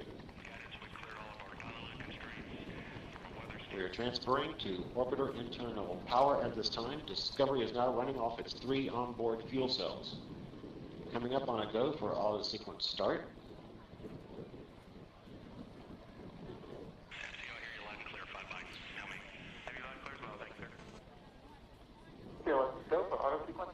And we have a go for auto sequence start. Discovery's onboard computers have primary control of all the vehicle's critical functions. T-minus 17 seconds and counting. 15, 12, 11, 10, 9, 8, 7, 6, start, 2, 1, booster ignition, and liftoff of the Space Shuttle Discovery, returning to the space station, paving the way for future missions beyond.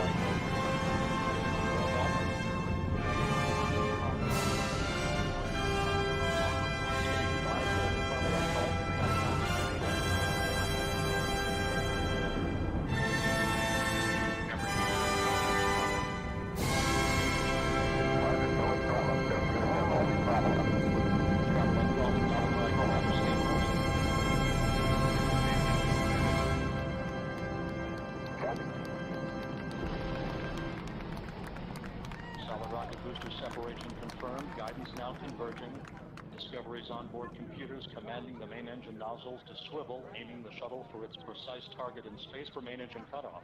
Should have a good forward link now and then. Okay, you sound good.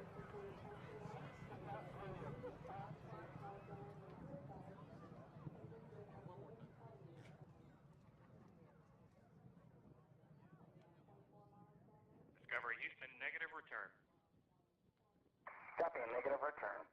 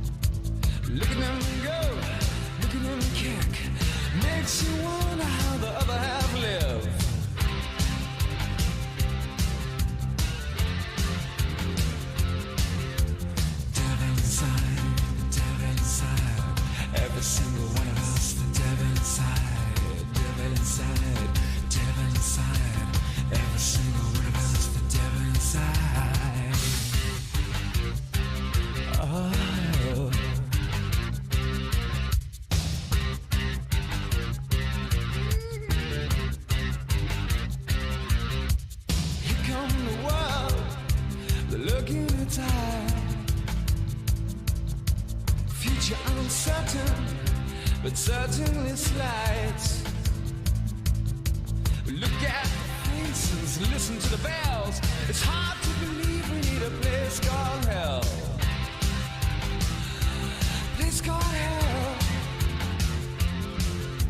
The devil inside, the devil inside. Every single one of us, the devil inside. Devil inside, the devil inside. Every single one of us, the devil inside.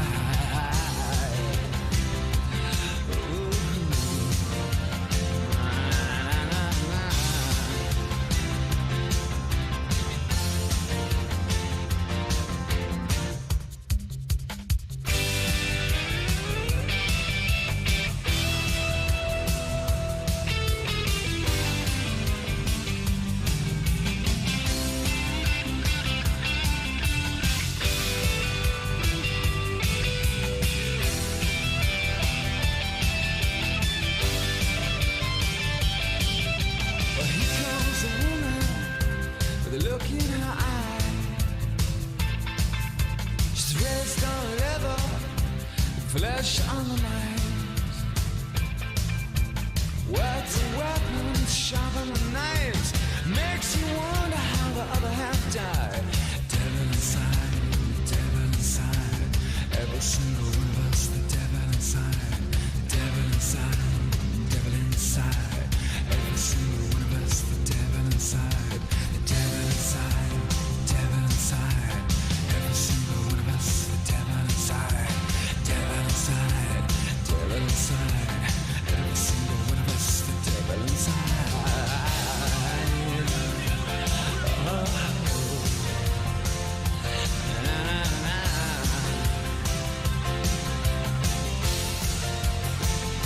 The devil inside. Yeah, yeah.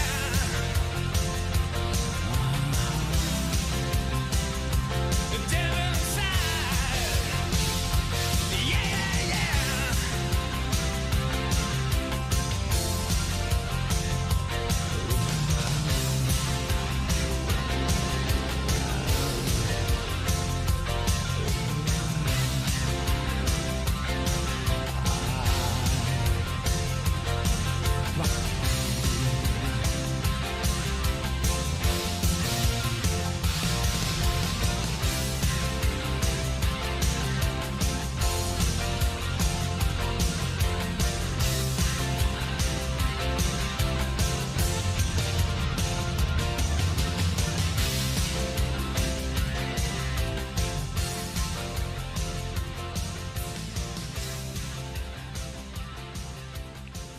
Good morning, you filthy animals. Welcome to AMC and ADD, where we buy, we hold, and we screw the hedgies. Screw them.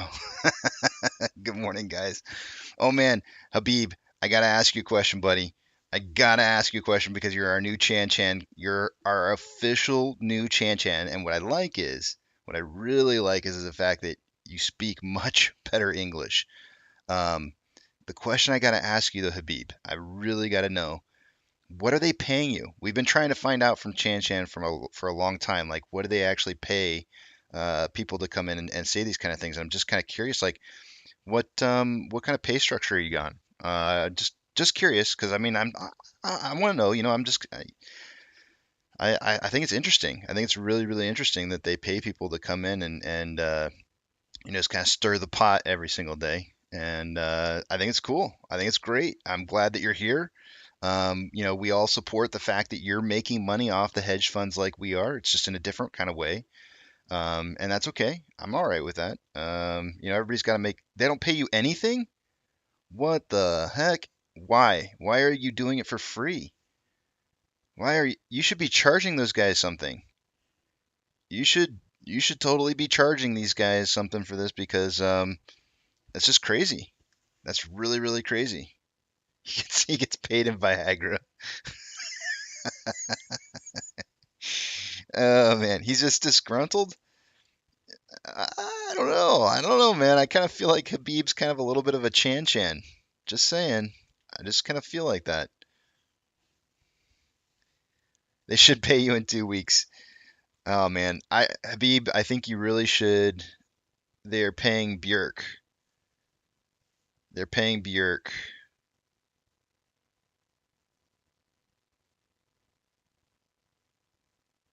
I don't get it. Okay.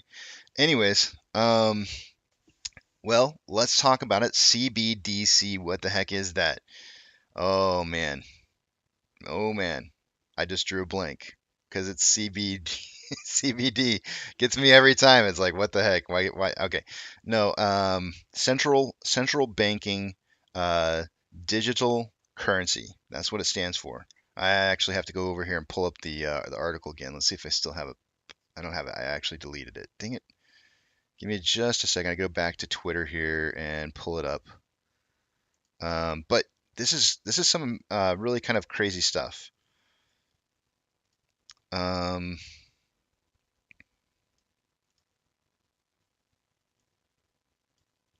Let me pull up the article. I'll actually post it up. I'll pin it to the top. If you haven't read this article, I think this is really good stuff. A lot of people have wondered for a long time, like, people have asked questions like, do you think it can really get into like, $100,000 a share? I've heard that so many times. I can't even begin to tell you guys how many times I've heard that. It's been a very constant thing, like, could this really get into 100? Come on. They're like, seriously, really? $100,000 a share? Guess what? This link gives you an answer to, it answers all of those type of problems. The idea that we could actually get into $100,000 a share, this could be the answer. So, and I'm not saying it is the answer. I'm just saying that this very well could be the answer though. And so take a look at it. Let me see if I can pull it back up because I actually closed it. Why the heck did I just close that? Oh no, I didn't close it. I have it open still. Let me just read it off to you. So the title of this is DTCC unveils prototype to support Fed-issued digital dollar. Digital dollars, guys. The Depository Trust and Clearing Corporation, the DTCC, one of the largest financial service providers in the U.S., unveiled quote unquote Project Lithium to test infrastructure in support of the U.S. digital currency using blockchain technology. Here's some fast facts on it. Fast facts, not fast facts. Project Lithium is based on blockchain technology and will explore how a central bank digital currency might operate in the U.S. clearing and settlement infrastructure, the DTCC said in a statement on Tuesday. Guys, listen to that very carefully. Might operate. Remember, might. Might is the suggestive word here. Might operate in the U.S. clearing and settlement infrastructure.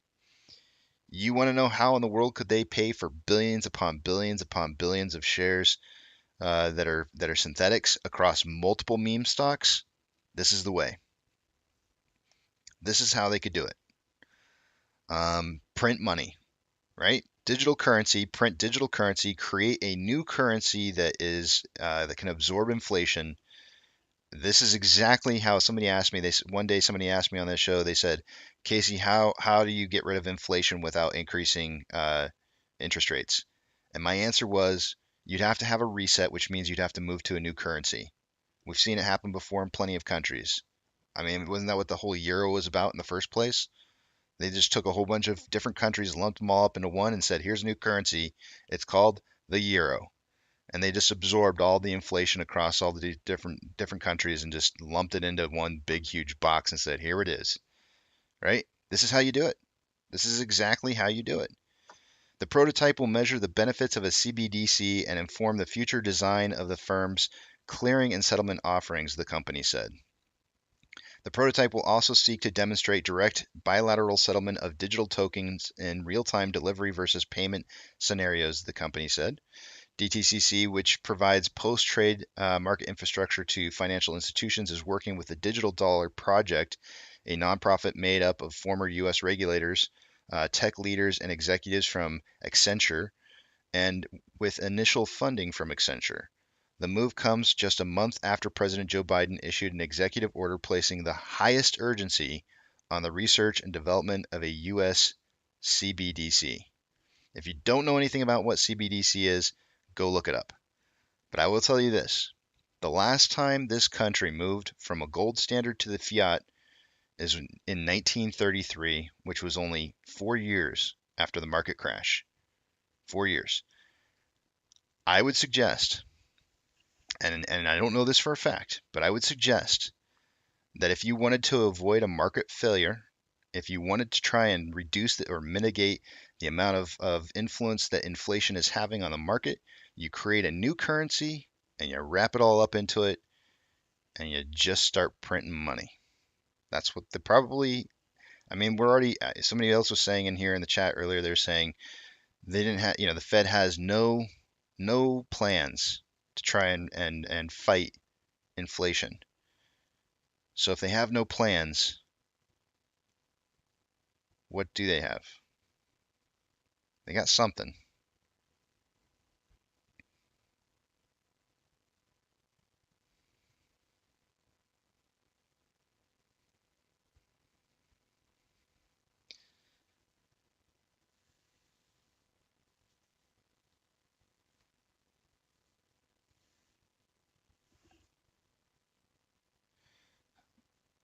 Let's see. Hayden says, in order for this digital money to be used, the short hedge funds have to be liquidated before the DTCC would pay digital shortfall. Correct? I would think so. I would think so, Hayden. That seems like that way that it would have to work. I can't imagine it not being that working any other way than that. But I mean, we'd have to see what would happen. I don't think it's going to be bad for us. Actually, 2 weeks, bro, I think it's the answer to all of the problems. It solves a lot of problems. Danny says CBDC, I don't smoke, thank you. I know. Every time I read it, that's what it looks like to me. Einstein's saying it will have value based on the dollar and won't affect existing accounts in the U.S. Negatively. The USD negatively. It's the only way this can be paid out to us as I see it.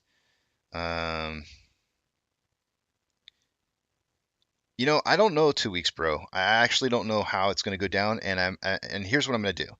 I'm in the process. I started last night and this morning researching, trying to come up with somebody that I'd like to try and get on the show that can talk to us about maybe a historical economist, and somebody who can come on and talk about how did moving from the gold standard to a fiat standard affect the U.S. and what kind of problems were experienced. Maybe just give us a little bit of a historical lesson on the past, because if you want to know if you want to learn about the future, you need to know your past. So I'm in the process of trying to find somebody who will come on, somebody who has knowledge, somebody who's smart, who's got a couple wrinkles, and who can come on here and talk to us.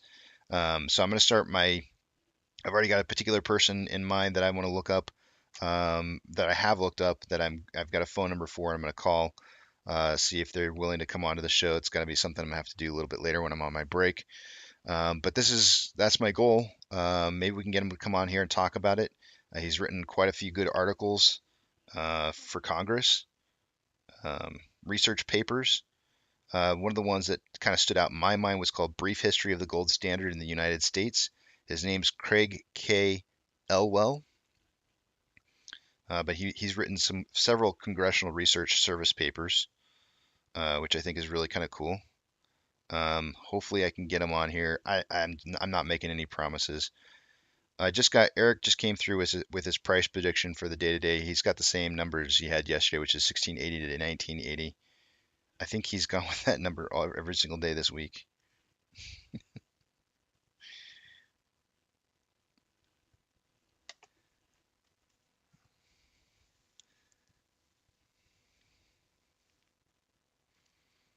AMC Level 2 Live says Fed has no intentions to fight inflation.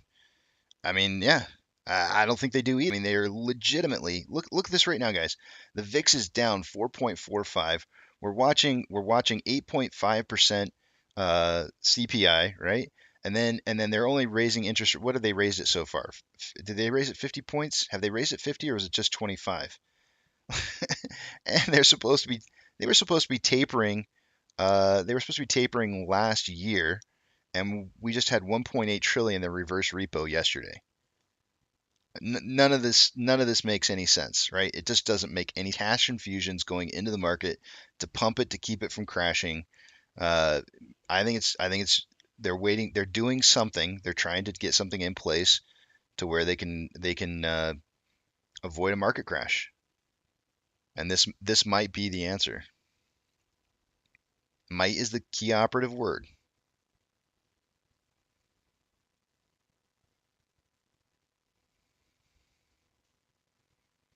Yeah, Einstein says we've been through this before. It's just paper to digital iteration. It is.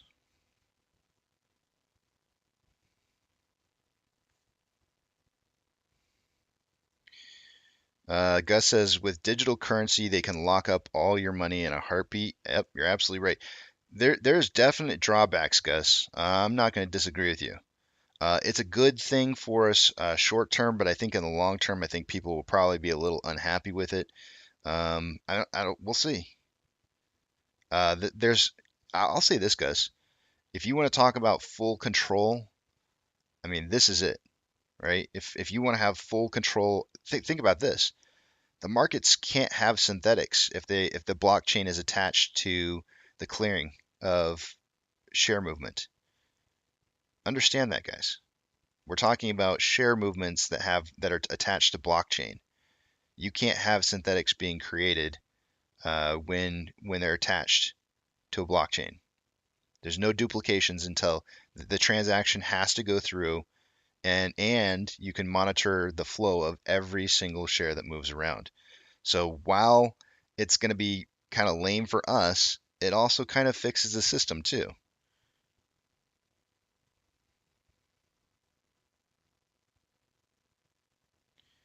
Bill says my internet reception in that van sucks. I'm getting throttled this morning again, guys. I can see it. I see the circle pop up on the circle of death. Let me check and see if there's anything I can do from my end. Yeah, I got everything shut off already.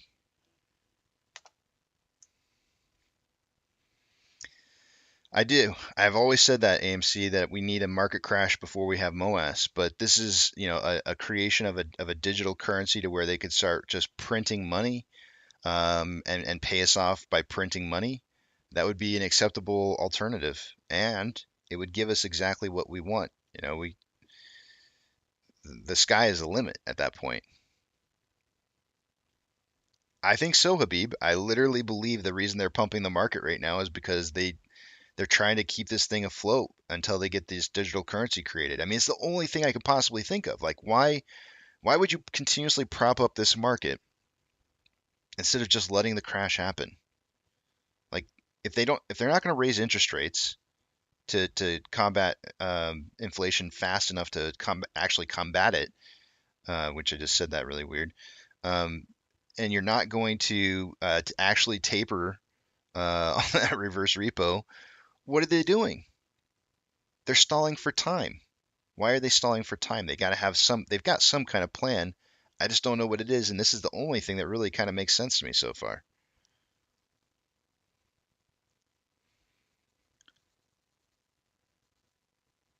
It's I'm trying to Doctor says you're not dumb, doctor. First off, I talked to you enough to know you're not dumb. And I don't want you to play yourself off that way either. So the significance is that imagine monopoly money, right? Somebody actually just posted this on Twitter, and so I'm going to use it as an analogy. If you look in the rules of monopoly, it says that the bank can't go bankrupt. Monopoly literally has rules. It says that you just write pieces of paper on pieces of paper to add more money to the system. So what I want you to think of, doctor, is that digital currency is just being pieces of paper. The bank's just being able to write more money, but in a new form, in a digital currency, giving them the ability to issue it and I guess have, I don't even know what to call that. There's a term for it, and I can't think of the term. More inflation. It's a way to like create more inflation over the long term, is what it really comes down to. It's kicking the can down the road because you're just basically making it, making the ability to create more inflation there. Boris says international trade is still the gold standard. Remember the gold vaults beneath the World Trade Center? They had different stalls for every country moving gold from one vault to another. International trade. So Boris, I don't know if you know this or not, but even England is considering Cbdc. England is talking about doing this right now as well. They're talking about doing this worldwide. Worldwide. So consider that. Consider that it's not just the United States that's going to move to this digital currency. There may be the whole, if there's inflation here in the United States, there's likely inflation everywhere. So if everybody moves over to this digital world currency, that's what, you could be looking at multiple digital currencies being created all at once. And they would be able to trade through the new digital currency, have international trade through that.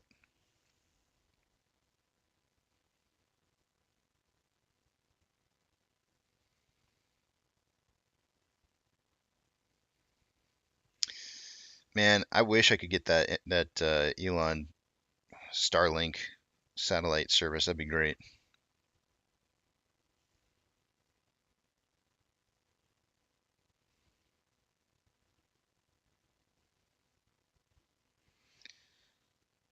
Chan Chan says, so we will have paper money in our pocket. Eventually, probably not. Like they would probably phase that out after some time, but not initially. I would imagine that over time, they would just kind of phase in. Imagine it like this, Chan Chan, not Chan Chan.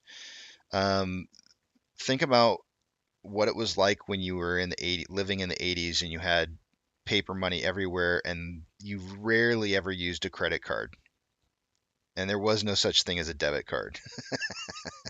It was credit cards or cash or checks, and that was it.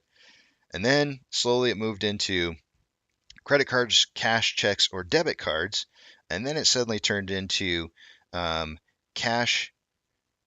Let's see what was after that. Then it turned into cash, um, credit card, debit card. They kind of got rid of check. They didn't get rid of checks, but they just kind of became a little less used.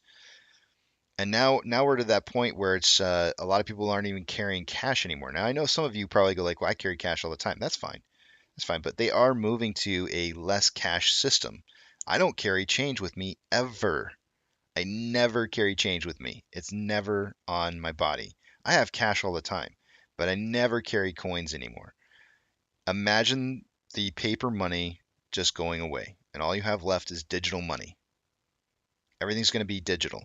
You're going to have eventually, not now, not right away, but eventually moving away from paper money, coins, and strictly going into, and we could be talking about we could be talking decades here. It could literally take 50, 60 years for that to happen. But you have to create the system first, right? You have to have the digital currency created. You have to get that going, up and running, and you have to start moving people slowly over to it. So it could take a very, very long time to get to the point where we're on solely just a digital currency. Maybe not even in our lifetimes, right? Like I'm 45 years old from net right now. Another 40 years, and I'll probably be kicking the can, right? So I may never even see this, but that could be the future.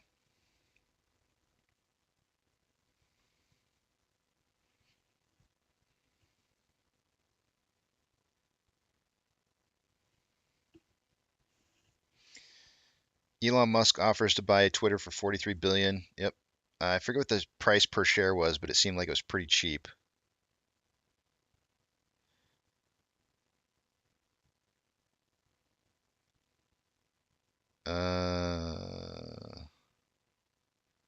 I just realized that I'm like way behind on messages. Hold on a second here, guys. Gary wants me to move the van. I don't know that it's going to help. Move that bus.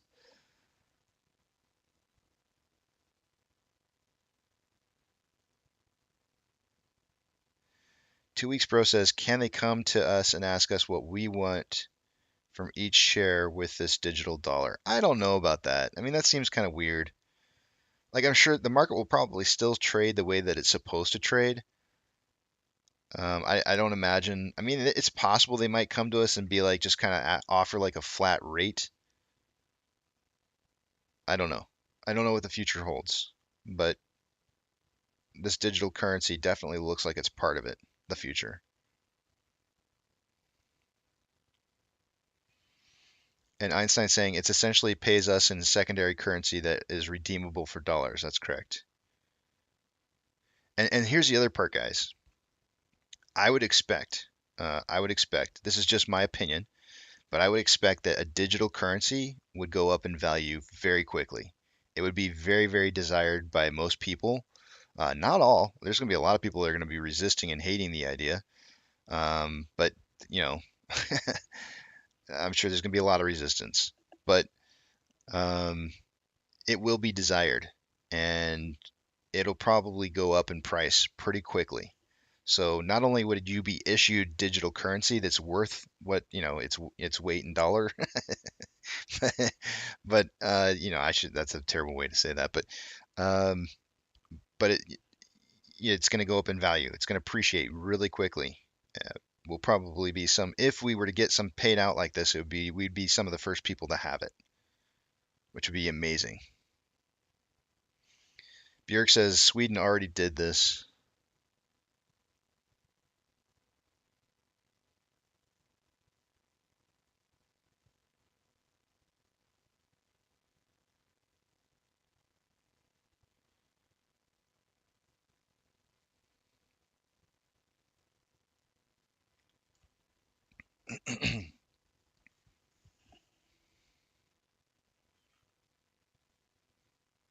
Heck, I mean, it just happened in Canada, right? A lot of the people who were found being supporters of the truckers had their bank accounts seized. You got paper money right now in Canada, and their money's still getting seized. It doesn't matter if it's paper or not.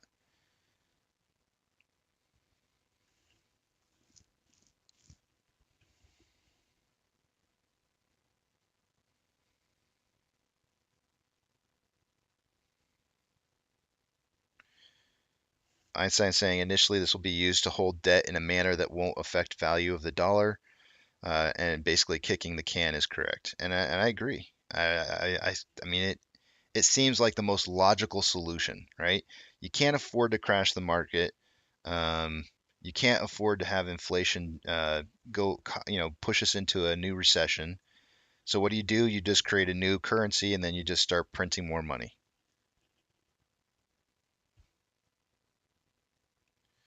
BioLife says volume prediction now that it's 9 a.m. Thank you for saying that, BioLife. Let's take a look at the numbers. I actually I stick to my numbers. I never change them once I put them in. It's not going to change anything for me. But let me refresh Fidelity. I'm not going to be able to see what you guys are reading beyond what BioLife just said right there, unfortunately. So hold off and ask again after I come back. I'm refreshing Fidelity right now. I think this is a solution, guys. I really do. I think the digital currency is a solution. I don't think that it's a problem. Further down the road, it'll end up being a problem, but probably beyond, hopefully, we won't have to deal with it again. It'll be our kids. Our kids will have to deal with this crap. Yay! We fixed this. We fixed the stock market, kids, but now you get to deal with this like massive inflation. Have fun. Don't call me if you get in trouble. Oh boy. Isn't that what every generation just does? Seems like it. We're a bunch of can kickers. All right, taking you guys over to the other page here. Let's take a look at all the numbers. Price prediction tally points for the week. There's some big fat loser in here named Casey, who's down a point where Monty, Eric, and Keto are predicting prices day over day perfectly, 3 points apiece. And let me just read off to you what price predictions are for today. 1850 to 2150 is that guy's losing. He's got that price prediction, Casey. Eric 1680 to 1980. Keto has 1778 to 2078. And by the way, I think Eric hasn't changed his price prediction all week long. Monty has 1658 to 1958.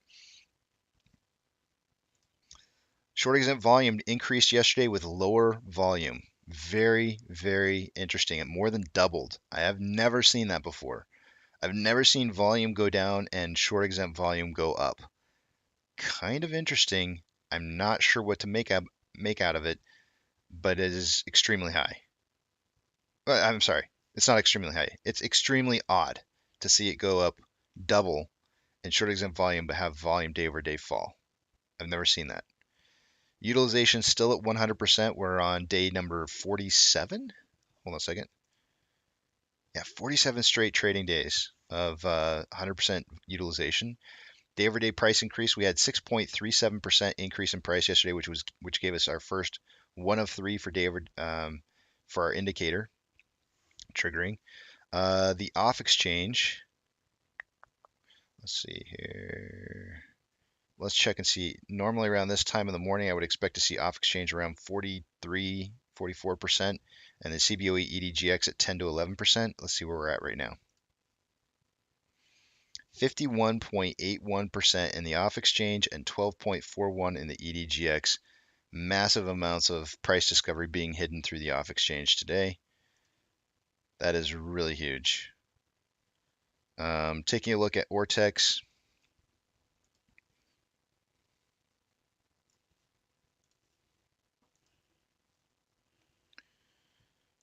So far, Ortex is reporting a borrow of 469,000 shares today, this morning. That's going to raise the estimated short share interest of the free float to 19.92%, and the cost to borrow is 2.13, a little bit lower than what it was yesterday, just a tad. Moving on to institutional share ownership on the top right-hand side. That moved up a little bit this morning. Not very much, but it's still the same right now, 187.4 million. I think it went up like 20,000. Max Pain today is 20. This is the first time that I've seen this, and since I can remember, but Max Pain started at 20 this week and ended at 20. So no change. I haven't seen that before. Not that I can recall. Refreshing the options chain here, let's take a look and see where most of our volume's coming in at.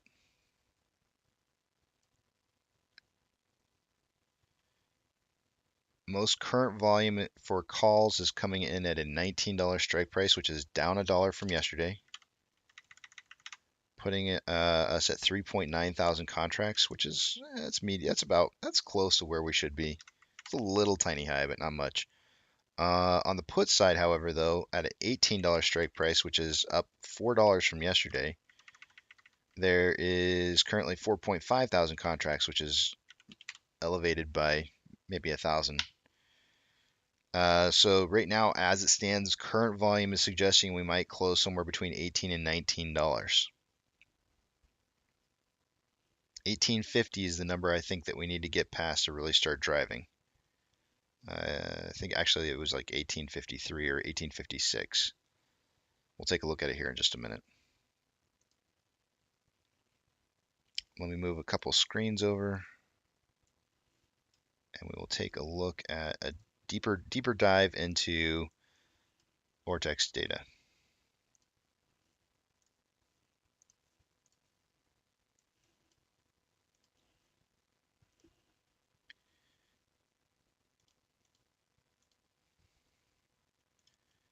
Here's our utilization at 47 straight trading days of 100% utilization.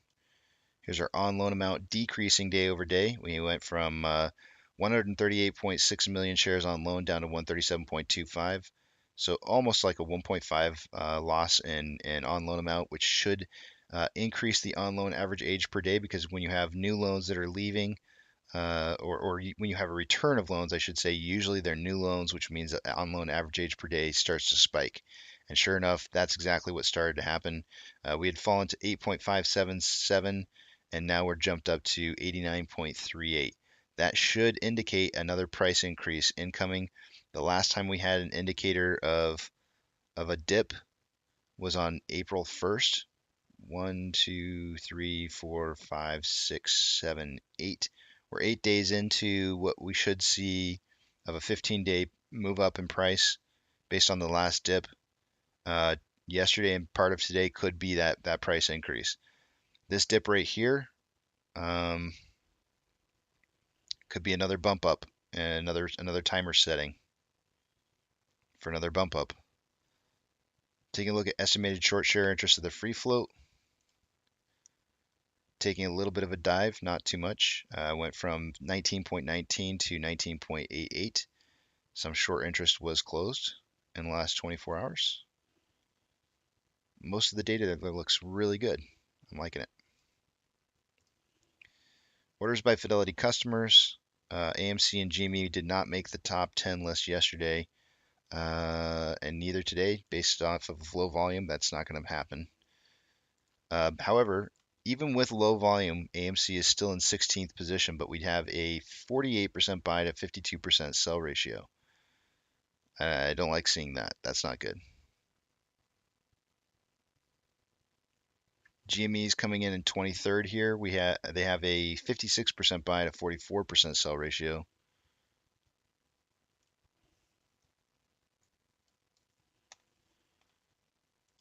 SSR triggers at $16.68 today.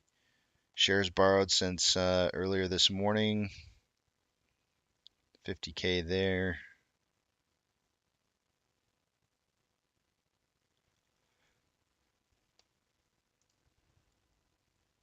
Just an additional 50,000 shares. That puts us at 2.3 million shares borrowed for the day today. Yesterday they borrowed 2.75. Those numbers are low, and the fee is at 1% right now. 23.9 thousand contracts are currently in the money on the calls. 285.3 are out of the money. 74.7 thousand contracts are in the money on the puts versus 103.2 that are out of the money. I see a lot of turd stepping going on here. A lot. This is a lot of turd stepping. And the sad part is, next week wasn't loaded in options, and now it is. So there's going to be some more turd stepping going on next week.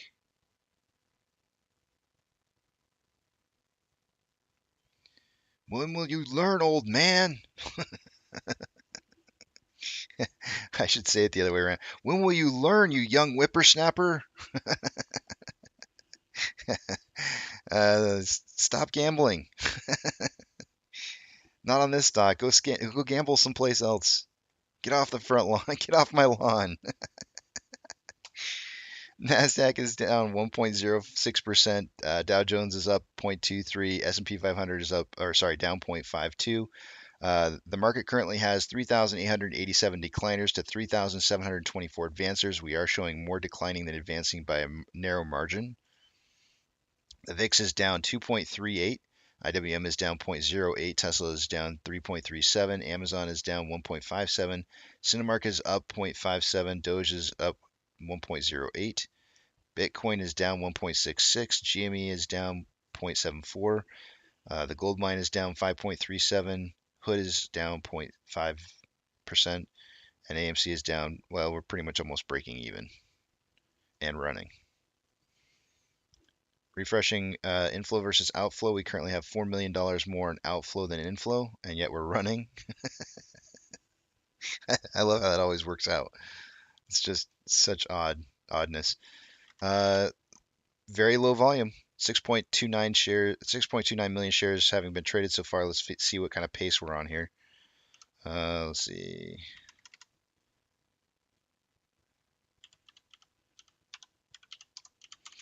We're on pace for about 57.4 million shares traded for the day today. I said somewhere between 20 and 40 million. At this rate, those numbers are going to be good. On the weekly interval, more buying pressure than selling pressure with an RSI of 43.16. On the daily, more selling pressure than buying pressure with an RSI of 46.43. On the hourly, more selling pressure than buying pressure with an RSI of 66.79. On a 30-minute interval, we have more buying pressure than selling pressure with an RSI of 64.93, which is above average and getting very high. On a 5-minute interval, we have more buying pressure than selling pressure with an RSI of 60.93, which is above average. We've touched the Bollinger Band on the upper side here. Looks like we're going to trend back down possibly to the simple moving average. And we got news. The AMC token launches on April 30th, but does it have anything to do with the company? So for those of you who don't know, there was a fake AMC token that was launching. Has nothing to do with AMC whatsoever. And there was actually a beautiful group of apes, part of dissecting and working to shut down this cryptocurrency that's trying to pretend like there's something to do with AMC. Don't get caught up in this. I definitely posted that last night in a Twitter post. I told everybody, don't step in this turd. More turds, turds everywhere. Gotta watch out for those cow patties.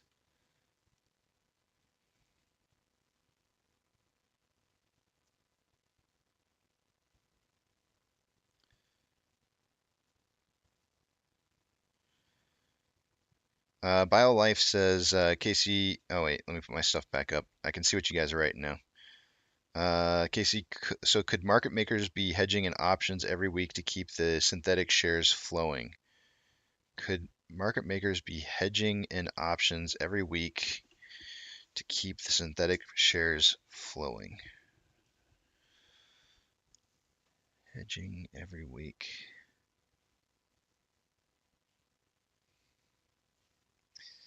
I mean, I'm trying to think about in a roundabout way that kind of sounds like it's correct, right? Like we see. I mean, yes. I feel like I feel like the main answer to what it is that you're trying to say is yes. But for me to put it into words as to how that could be the case would be very difficult. But it's not necessarily specifically just the hedging that's causing the synthetics to be flowing or not flowing. Um, and in actuality, when you think about it, what they really do is they want to stop the synthetics from flowing, right? If you think about it, BioLife, the best way for them to get price moved down is to slow volume down, for them to be able to push the price down. So that's actually a reduction of synthetics moving. They want synthetics to actually not move. They want there to be a perception of no movement in order to keep people from buying into it and not increasing buying pressure. So, but are they using synthetics to move shares around? Or are they using the derivatives to move shares around? I think that, yeah, there's definitely that is part of it.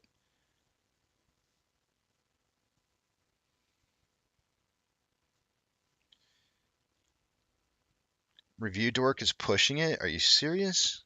Come on. That's crazy. That's absolutely crazy. Give me 1 second here, guys. I thought I tweeted this morning, but apparently the tweet that I sent out never went out,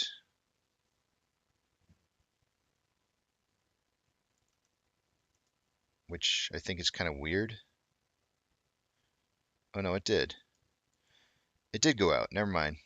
I tweeted it, but it went to. I'm gonna tweet it again.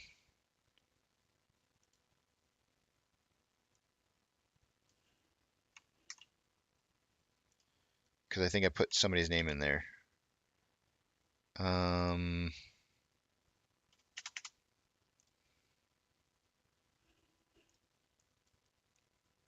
Sorry guys, give me a second. I tweeted the link this morning for the Cbdc, and because I included Einstein's name in it, I think it just went to him, and I don't know that everybody saw it.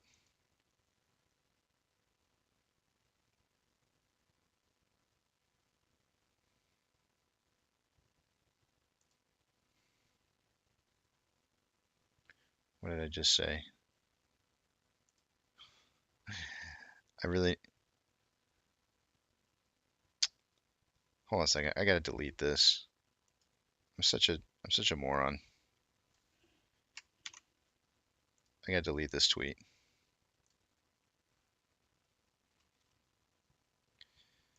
I'm not sure. I'm not really great at this stuff, guys.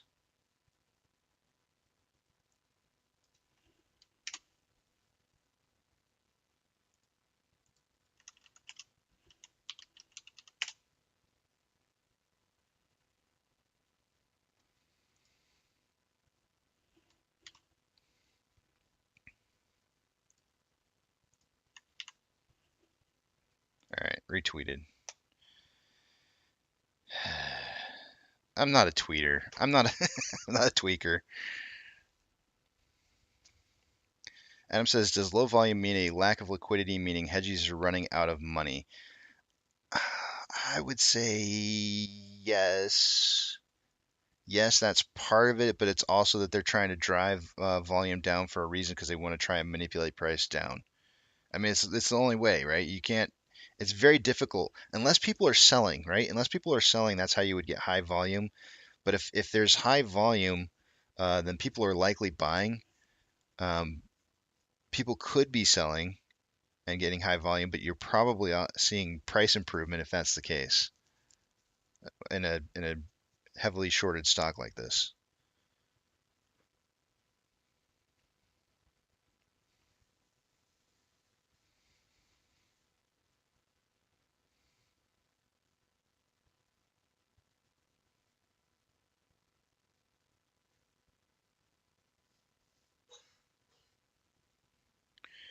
I'll tell you where Boris got it from. Star Wars. It was Yoda said that, but he just said it differently. Dependence leads to bondage. Bondage leads to the dark side. Oh man. I know, I gotta catch up, guys. Hold on, I'm trying to read through these.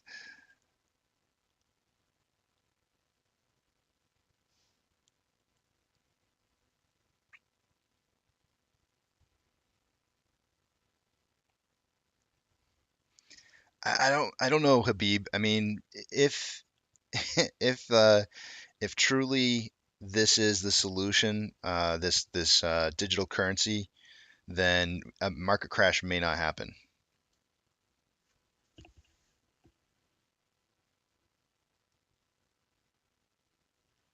Dr. Zeno says, I'm guessing within a few more days we'll start seeing AMC YouTubers and Twitters all over DTC Project Lithium. Yeah, Einstein, and the tweet only went to you because I put your name in it. I don't know. I guess I'm not sure. Like, I don't know how Twitter works. Do I put your name in at the end and then it goes out to everybody or what? Like, I don't understand how Twitter works.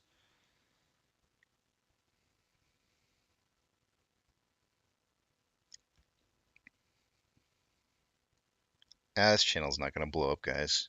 I think we're good. People like to be abused by turds, informational turds. They want, they want to have to pay for information. It can't be good information unless you have to pay for it. I mean, doesn't it seem like that's the case? I feel like that's the case. Like you get what you pay for. There's no way that you could get something for free and it not be worth anything. That's got to be like going through everybody's head. I'd be going through my head. It can't be possibly free. Nothing's free in life.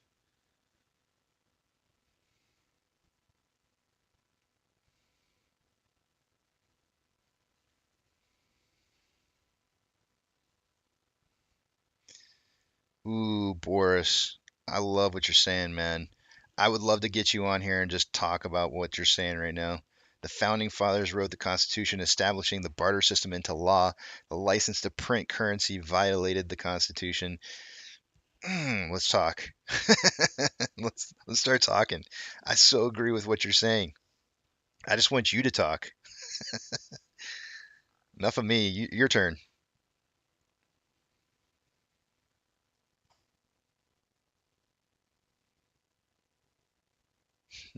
Habib says, "Oh, good."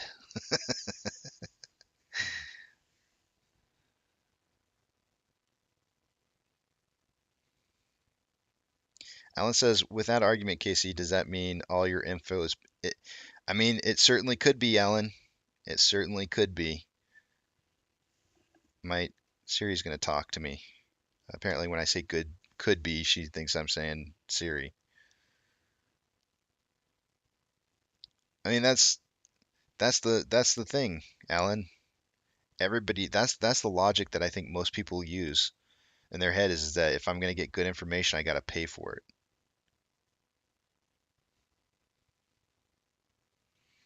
I oftentimes wondered when I first remember YouTube coming out, I think the very first time I ever used YouTube for something, it was because I needed to change a car part. I don't remember what it was.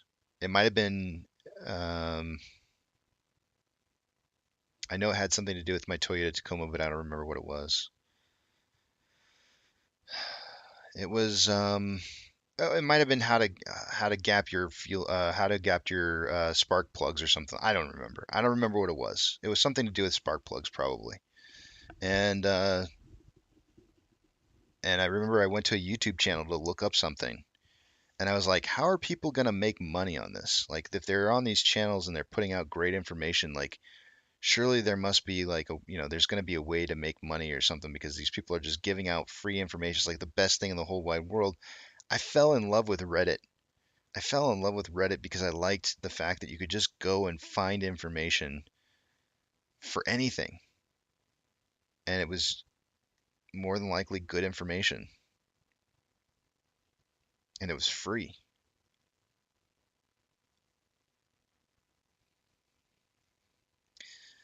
Dr. Zena says, I tweeted an article on DTCC's lithium to Bigham's and Boss Blunts. Oh, guess what, guys?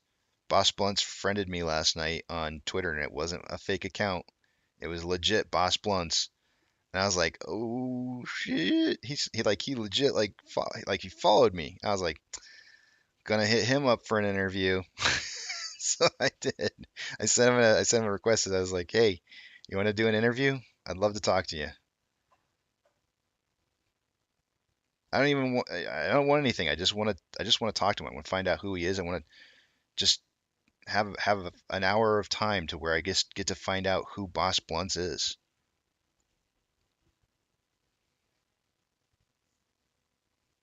Oh, hold on a second, guys.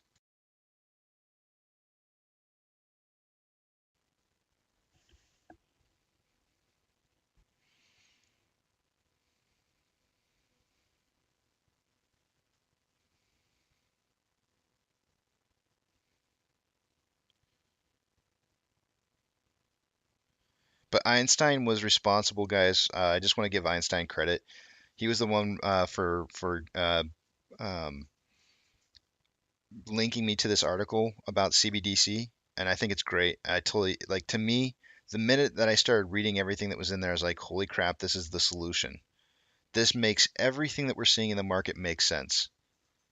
It's the only thing that makes everything that we're seeing happening in the market right now. The project Lithium is the only thing that makes it make sense. Everything else makes no sense at all. Interest rates hardly being raised enough to actually combat 8.5% inflation.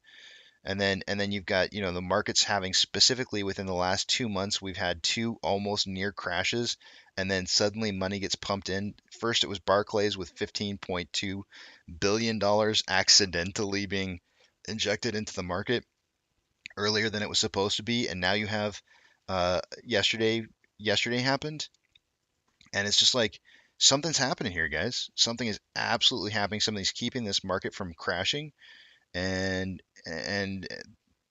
there's got to be a plan. There has to be a plan. They're not just going to keep doing this. There's just no way.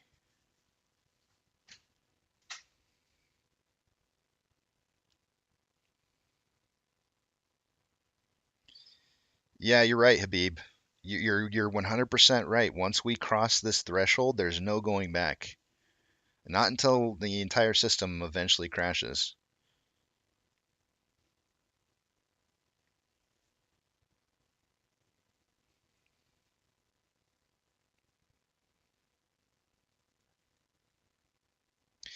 it's funny. I'm gonna have to ask my grandma because she was alive in maybe not. She may not have been alive in 1933. I don't know. Maybe she was. She probably was alive in 1933. I'm gonna have to ask her what it was like seeing. Maybe we should give her a call. I'm gonna call her on my break. I got break here in a half hour. I'll give her a call on my break and ask her if she wants to go on the show. We'll put her on the show. We'll talk to her. We'll find out what was it like to live during the period of time when the U.S. dollar went from being backed by gold to not being backed by gold, moving to the fiat currency. And just ask her, like, what did people have to experience? What kind of changes were there? What kind of hiccups were there in the system?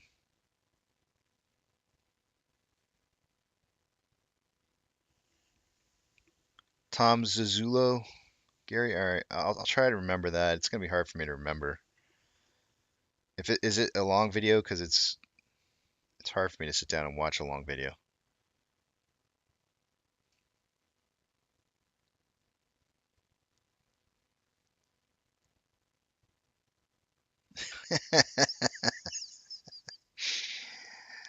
Hayden says, "I want an interview with Chan Chan and Brenda Queen of Tards." Hey, I'll interview. I don't have any problem if that's what you guys want to hear. If that's the history you want to see, you know, I mean, it's gonna be a circus, but I'll bring them on. If that's what you really want to see, is you want to see a circus, let's make our history circus. I don't know, man. I kind of want to focus on the people who are actually making a difference in this community. But if that's what you want to see for history, then we'll make history being about a circus.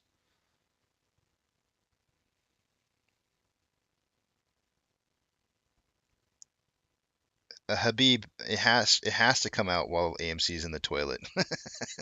It can't come out before. It can't come out after. If we start running, they got to have money to print to give to us somewhere, and if they don't have it created already, they're gonna be in trouble.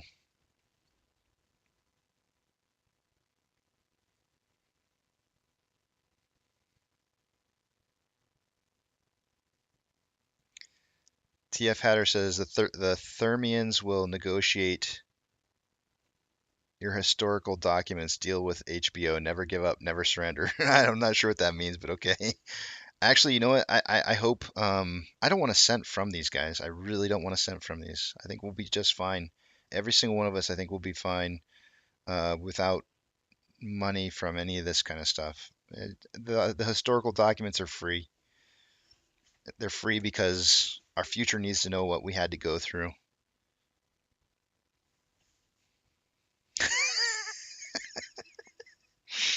No, no, she does not have a beard, and she would be very upset that you had said that, myself. You don't understand. Like, people from back then, they don't take those kind of things lightly. How dare you, sir? Actually, I don't even know if you're a sir. I'm making an assumption. How dare you, person?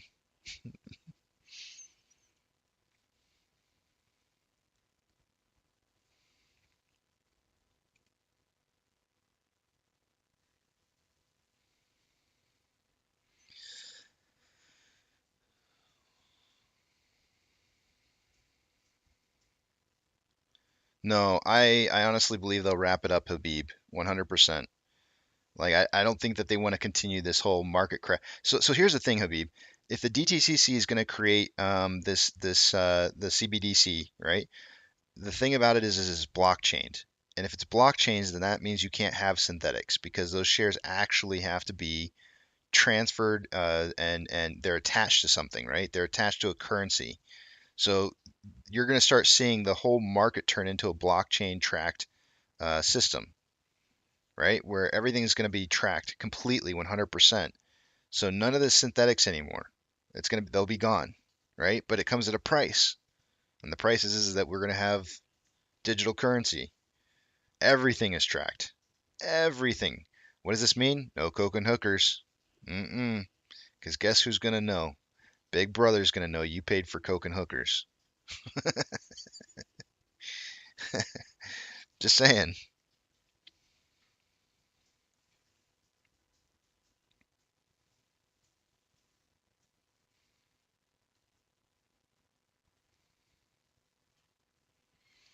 BioLife says make sure you bring all 10 personalities of Brenda on. You would need to do a 5-hour interview. Okay. Hey, if you guys see Brenda around, tell her Casey wants to talk to her. I'm sure you'll see her out there somewhere. If that's what you guys truly want. I'm kind of sad, to be honest, guys, because I feel like you just want a circus. I would hope that you kind of see this a little more, are taking this a little bit more seriously. How do I say with a straight face to you guys that you should be taking this seriously, and then I have a big tramp van that I'm sitting in? How do I do that? Like, how do I draw a line at some point and say, like, no, guys, this is too far? I guess it's all in the name of humor.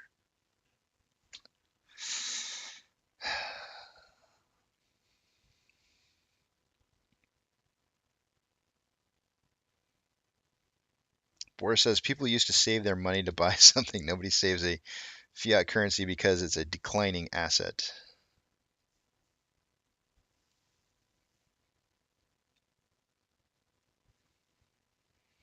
Not Chan Chan says now we know why Kenny G wants to be the market maker for crypto. Yep. I mean, it makes so much sense now. Like there are so many things. Not Chan Chan. When you start thinking about all the different problems that or issues that we're seeing in the market, and then you throw in this Project Lithium. I mean, think about this for a second. Why do you just throwing this out there, guys? Hold on. I should have been wearing it the whole day. But think about this for a second. Why Project Lithium, right? Every time they ever name something in the government, they have a reason behind the name. It's never just a random name. It's not Project Bozo Clown for a reason. It means something. Every single time they name one of these things, it's for a reason. Why specifically Project Lithium? Have you thought about that? Because I did. I spent a little couple hours thinking about it last night myself.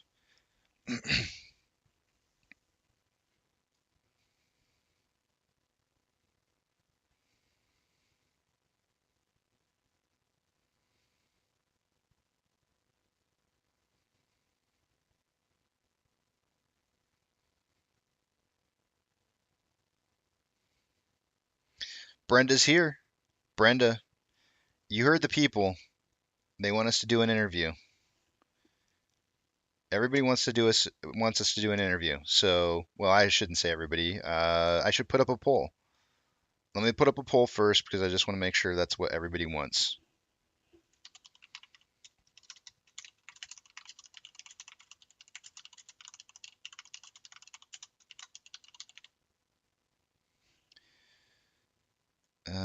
Brenda, Queen of Swords.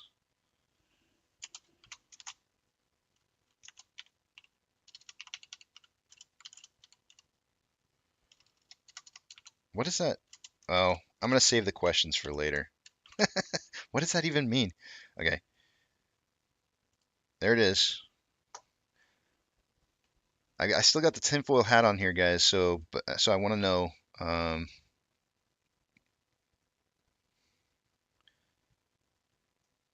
Ford advertised the Model T reflecting the time, the only vehicle you will ever buy.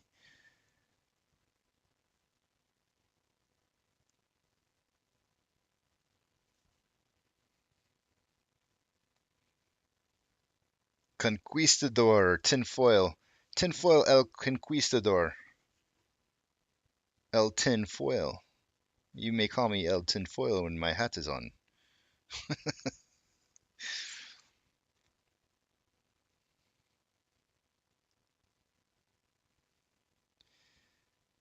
Brandon S. says, you just answered my question. I missed it. Wait.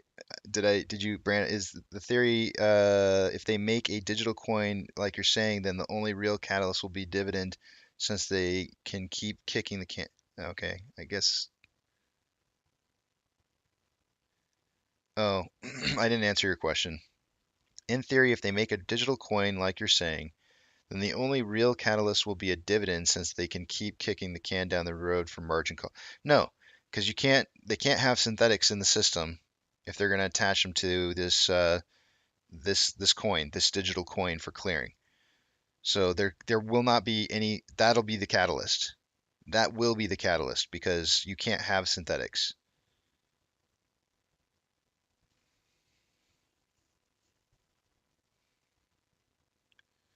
Wait. I'm so lost here.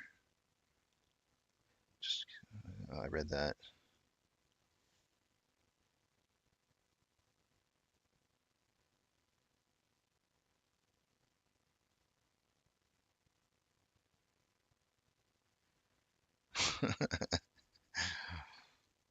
Conquistador. Sorry. I don't say pipe I right either, and I don't say milk correct, and I don't say what's the other one? Milk, pipe and um, I forgot the other one. Tuh. My dad hates that one. Tuh. You have to, you have to say it right.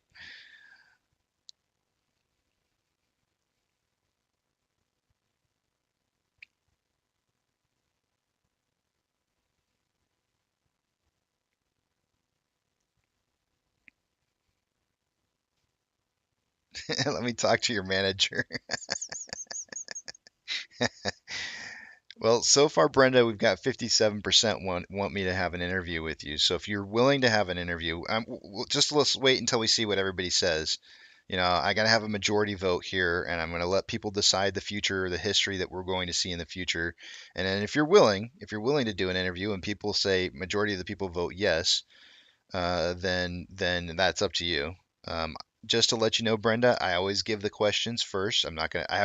I reserve the right to ask one question that you will not know the answer, or that you will not know the question in advance. But it's always fun in nature. It's just to get you to smile, and it's never anything terrible. But I will have questions. They typically interviews last about 45 minutes of your time, but typically speaking, they usually go like an hour and 10, an hour and 20. It just depends on how long-winded you are or how long-winded I am.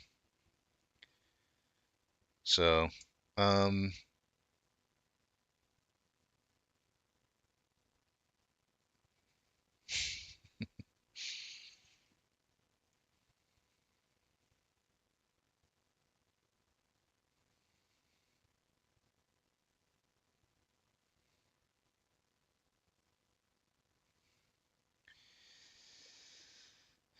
Future Whale says the option chain and the whole concept of options is based off of synthetic shares. They're not getting rid of the option synthetics. Those are not going anywhere.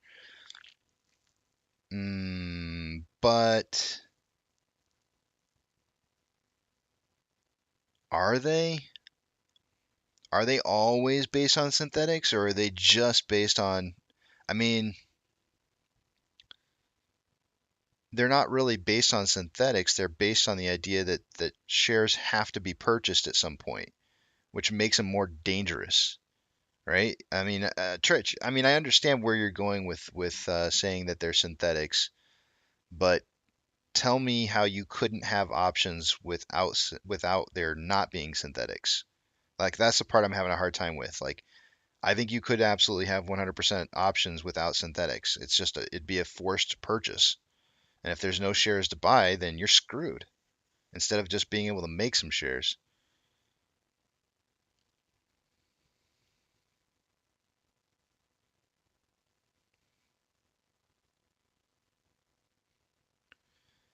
Doc says ever since Chris Rock slapped Will Smith, it's the other way around, dude. Doc, that's terrible, man. Do you not know the difference between Chris Rock and Will Smith? It's messed up. I'm laughing. If that was a joke, that made me laugh. That's got to be a joke. Oh my gosh, that's funny. That's a good one. I like it.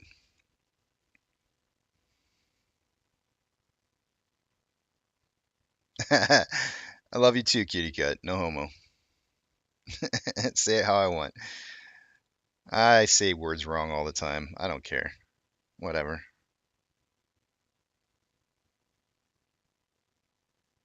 Gary asked, "Did I run out of gas?" Yeah, I'm trying to solar power heat my my engine with his tinfoil hat. Thorbladed says, "I'm seeing a Twin Peak Cobra double reversal on the 4 minute." I just got a TD9. Is it time yet to do that? No, it's not time yet. Ah, but see, that's the thing though. They're not really used. They're not used until so. They're not really needed, is what you should be saying, Future Will. They're not really needed until they're exercised. Just because you're creating a contract doesn't mean that they are in existence. It's just saying it's a promissory note that if something happens, you do this, right? So that's not synthetics. That's just a promissory note. You're writing a contract saying if this happens, you do this, and so that's not a synthetic. At least it shouldn't be. But that's where I'm saying I understand what it is that you're saying because in most cases it usually really is a synthetic.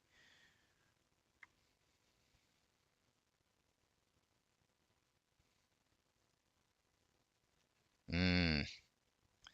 Because there's not enough shares if people were to buy all the shares at the same time filling up. So what you're saying, Future Whale, I love where you're going with this.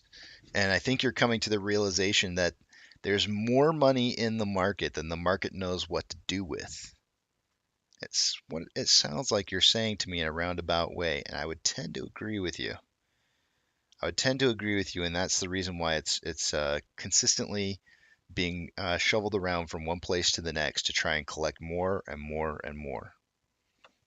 And I think you're right. And I think that's part of the reason why we're actually successful at what we're doing in buying and holding.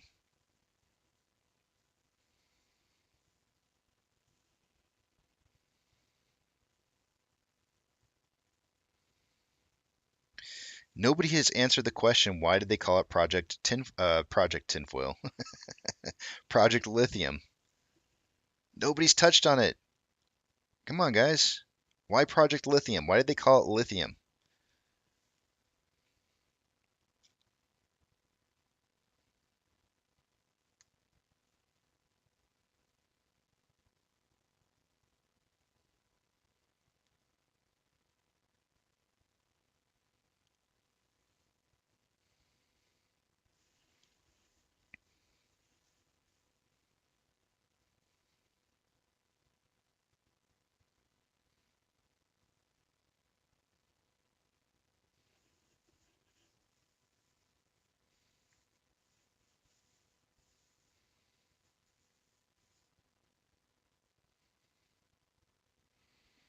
Yes, I can, cutie cut.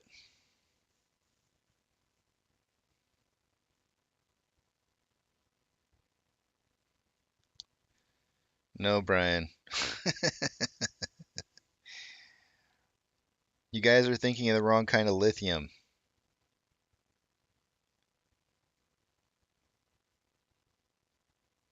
Ah, Steven's got it. Steven's on the right track because they want battery powered everything to tie everything to electric. Boom! Monty's got it. Yes! What has been the number one thing that drives a market after it fails? Number one, energy. I've said it to you guys so many times. Energy. Why energy? Why? Lithium, guys. You got to think outside the box. You have to start thinking, start using those wrinkled brains of yours. I know you guys are smart. Like, start thinking about it because lithium will be the new supply source for energy. Thank you. Yes. You guys are on track. You're on track.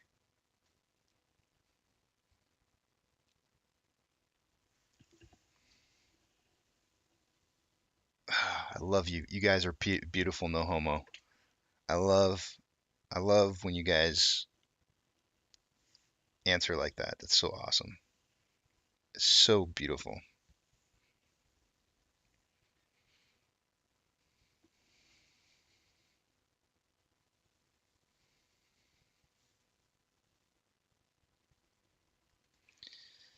Anybody ever heard the New Clean Deal? Isn't that what it was called, or what was it called? New something deal. I can't remember what it was called. Was it the New Clean Deal? Hold on a second. New Clean Deal?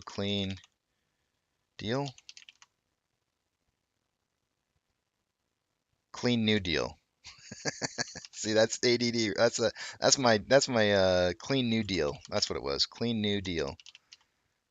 Was that what it was called? Oh, Green New Deal. Maybe that's what it was. Green New Deal Task Force. Okay, Green New Deal plan for 100% clean renewable energy by 2030, utilizing a carbon tax, jobs guarantee, free college, single player healthcare, and a focus on using public programs. Green New Deal. That's what it was. The Green New Deal. Look it up. If you don't know what it is, guess what? Lithium is here to show the way. Boom. Full circle, and I don't even have the tinfoil hat on anymore.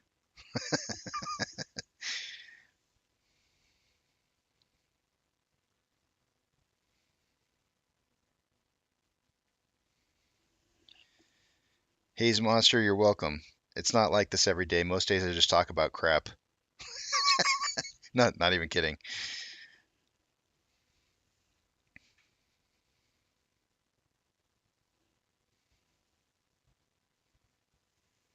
Sam says, AKA One World Order. I mean, it's either that, guys. It's either that, or we go down a market crash of 1929. Do you think they're going to let that happen?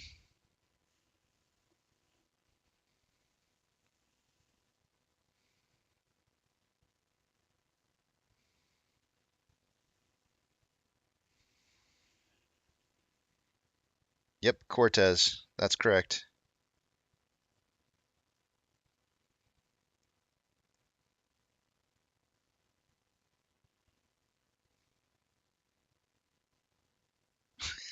Steven's like, just give me my money so I can go live off grid. I'm telling you guys, you got to go start your own country somewhere. You go buy some land someplace and you just start your own country.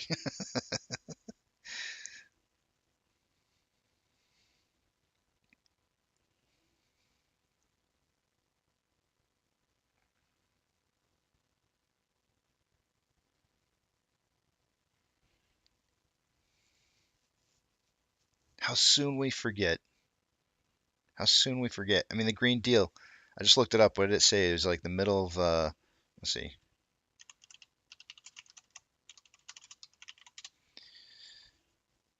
Let's see. Green New Deal. When was it? When did they try to pass that? 2008. Is that when it was? The looks like it might have been.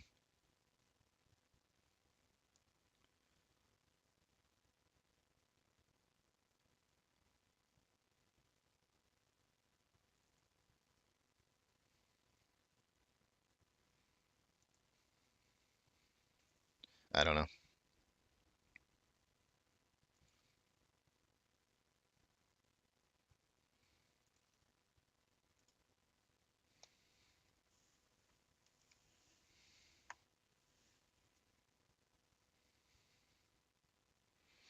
Sam says history. Remember the New Deal. FDR. Crash and depression is key to implement. I mean, it may. That may be how it happens, Sam. Maybe we crash first, and then you see the digital coin created. That might be the case. But I mean, it's certainly something worth talking about now. CBDC, and it's not some kind of drug. Well, or it is, just a different kind of drug.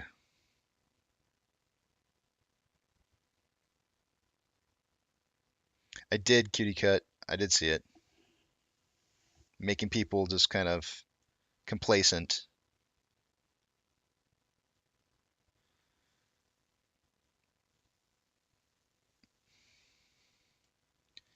incapacitating, incapacitate. Ugh. Incapacitating. I have to see the word or I can't say it. Pantheon says you're all invited to join the future island nation of Pantheon. Do you have goats? Why, why would that be the first question out of my mouth when he says like, "Hey, you guys can come join my nation," and I'm all, "Do you have goats?" I'm not joining unless you got goats, dang it.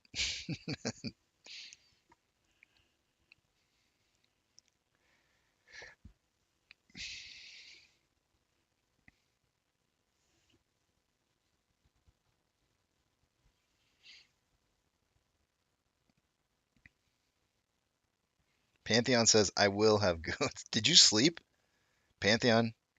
Nikki says she's not joining unless you got llamas. You gotta have llamas. Actually, I should say yamas. If you don't have yamas, Nikki's not gonna be there. So you gotta have yamas too. Goats and yamas.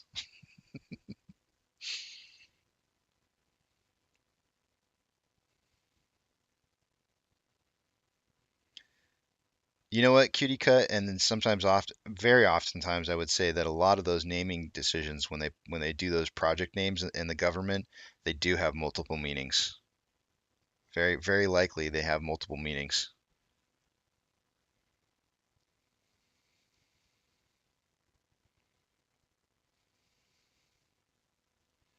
Uh-oh. No Yamas, Nikki.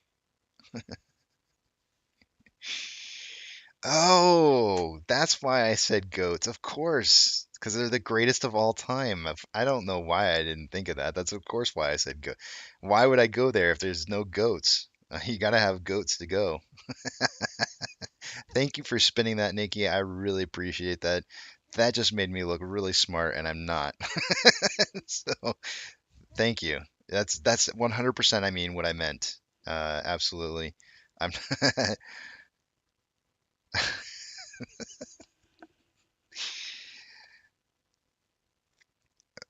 Captain Awesome says, don't forget the honey badgers. And you have to have at least one platypus. If you don't have one platypus, I'm not coming. I will not be there. You have to have a platypus. Yeah, he's aware of it. He's not really. He's not really. Should I say fond of it, Pantheon? I don't think any of us are really fond of the idea. I don't think any of us are really fond of that idea. Nikki says, "What about a beaver?" Only if you pelt it.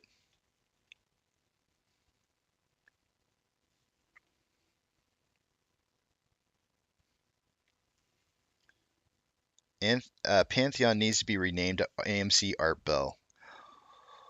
Ooh, Paul, I totally agree. I totally agree.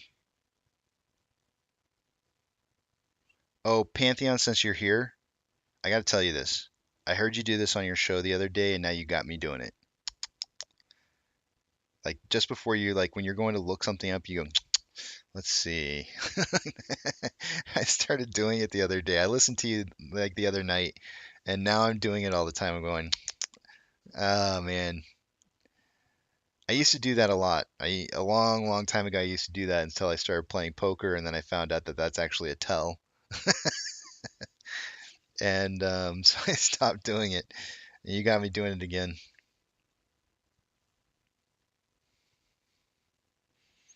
If you can't load them in your big tramp, we don't want it. Exactly, Nikki. Perry the platypus. That's the one. That's the only one we need.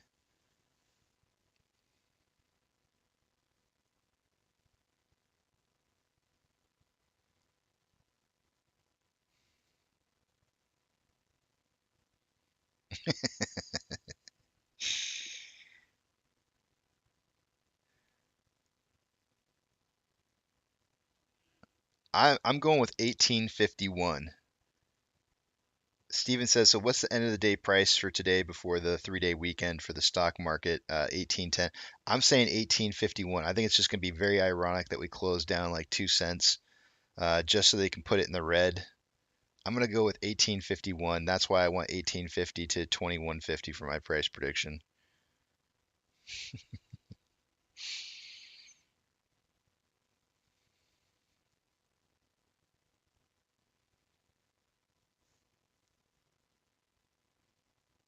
The shits system. I like that, Hayden. Very nice. Clever. Clever girl. Clever. Super high intensity trade system. All right, I'm going to refresh Fidelity before I get into trouble here. Everything devolves down into turds on this channel. Like some guy just comes on here. Who was it? Some guy just, who is this? I had to come back over to see who this is. Oh, and I just noticed Randy said goats are good for you. I like eating goats. I'm not going to touch that. Who was it? There was somebody new that just showed up. Haven't seen the name before and said excellent content on here. Thank you. And it's just like, nah, man, you have no idea. This is a turd camp over here. I'm always telling people, don't step in the turds. You know, you can see a turd, you can smell a turd, you can taste a turd, but don't step in the turd. Stay away from. You don't want to step in the turds. Do you guys know that how Back to the Future, the movie, was always like predicting the future? Like people literally like found like some things to be, a lot of things to be true when they were predicting things. I got to show you guys something just because my dear friend AP showed me this.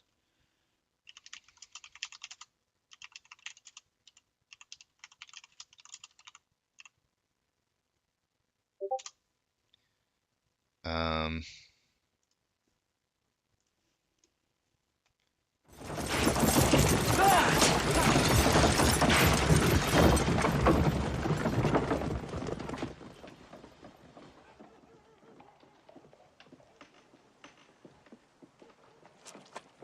you don't step in the turds. Just don't do it. Don't step in. You never step in the turds. Alrighty, guys. Let me. Just made me think of that.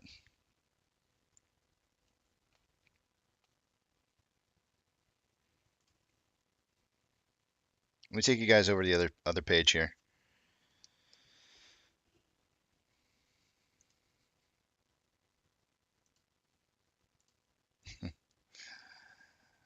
Let's see. I feel like somebody's trying to get me back on something and it's not going to work because I don't check my messages. They just don't know though. Let's see here. So let's start off with off exchange right over here next to me.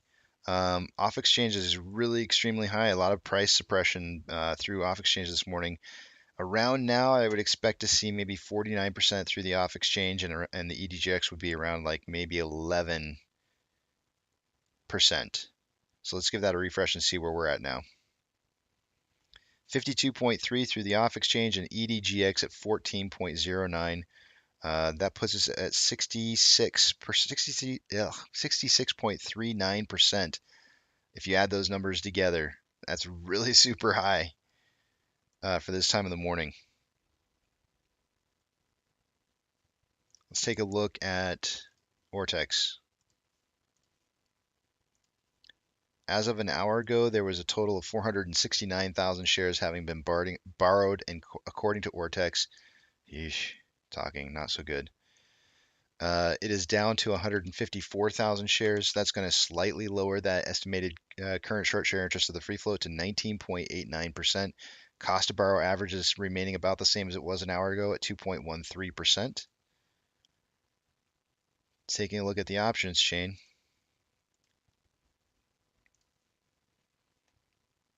At a $19 strike price an hour ago, the highest amount of volume was 3.9 thousand shares or 3.9 thousand contracts having been traded. It is now up to 8.6 thousand contracts in volume. Total amount of volume on the put side is at an $18 strike price. It went from 4.5 thousand contracts to 7.7 thousand contracts in volume. Market's still signaling for like an 18.5 closing price. Ooh, that was my stomach. It's saying, where's my top ramen? Feed me. Need some baby back ribs. Orders. I'm getting hungry. Orders by Fidelity customers. AMC and GME are not in the top 10 list.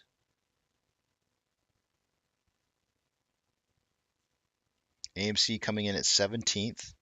Looks like we're doing a little bit better now. We have 52% buys to 48% sales, but still not over the 60-40 range that I like to see. So that's a little concerning. On GME, they're in 25th, so they've made the list again. That's good. 55% buys to 45% sells. Both AMC and GME not doing too hot on the orders. $16.68 is the SSR trigger price for the day-to-day. Shares having been borrowed in the last hour. 50,000 shares out of the ETFs have been borrowed. That puts us at 2.35 million shares borrowed for the day-to-day according to Sonko Tracker, with 2.75 being the amount from yesterday. 23.9 thousand contracts are in the money on the calls versus 285.3 that are out of the money. 74.7 thousand contracts in the money on the puts versus 103.2 that are out.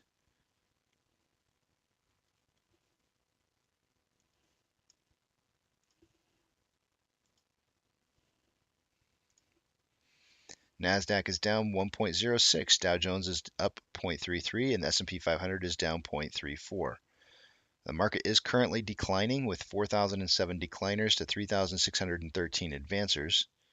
The VIX is down 0.69%, IWM is down 0.2, Tesla is down 3.21, Amazon is down 1.31, Cinemark is down 0.34, Doge is up 2.31, Bitcoin is down 1.61, GameStop is up 2.3, our gold mine is down 4.13, Hood is down 1.26, and AMC is down 1.67%.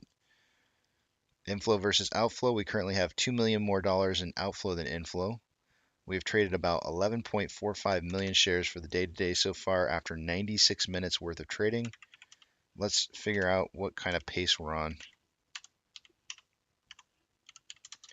We're on pace for about 46.51 million shares traded for the day-to-day. I said somewhere between 20 and 40 million would likely be the case. On a weekly,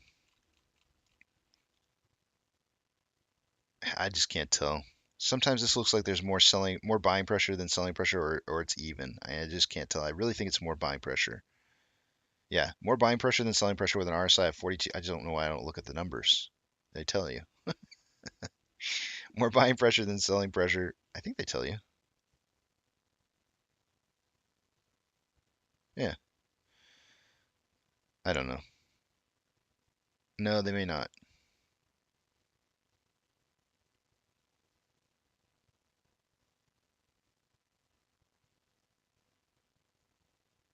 Yeah, they do. I actually never, I look at the shape. I don't really look at the numbers too often. I'm not really focused in on the numbers. I'm just looking at them right now. I think anything above a -1, I think the lower the number, the better for, I don't know. I'm not really positive. I'm gonna have to look up the numbers and make sure it is. I know what I'm talking about before I say it. But I'm just looking at the angle of attack on these, and it looks to me like there's more buying pressure than selling pressure on the weekly interval. 42.72 RSI on the daily. We currently have more selling pressure than buying pressure with an RSI of 45.65 on the hourly. More buying pressure than selling pressure with an RSI of 58.32, which is above average. On a 30-minute interval, we have more selling pressure than buying pressure, and with multiple crossovers, by the way, this morning, with RSI at 53.5, which is above or just about average and increasing. 5-minute interval, we have more buying pressure than selling pressure with an RSI of 51.74. And with that, I can see what you guys are writing again in just. Oh yeah, I wanted to look at the Ichimoto cloud. 1 second, let me pull that up. I'm gonna bring it up so I can see what it is that you guys are writing again, but I'm not gonna be looking at it for just a second. Let me just cover. Let me cover the Ichimoto real quick here, and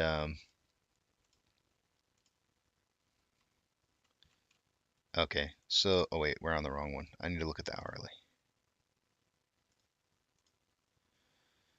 So on the hourly, in order for us to break through the top side, we have to hit something over $18.56. They're really, really trying to keep that from happening. They don't want to see us break that because if they do, it's going to turn into a huge buy signal for day traders. We've already got the conversion line crossing over the base right here in the aftermarket hours last night. And all we'd have to do is just see price rise above that 18.56 and holding above it. You've already got the lagging line above the price line. That could be the push to new highs that we would need. That's on the 1 hour interval. If we look at the 4 hour interval, a little bit different story here. I wouldn't typically expect to see price drive through like a really thick portion of a cloud like this. So I would suspect that if we're going to have upwards price movement, it'll probably stay below the bottom side of the cloud for today and maybe even on Monday.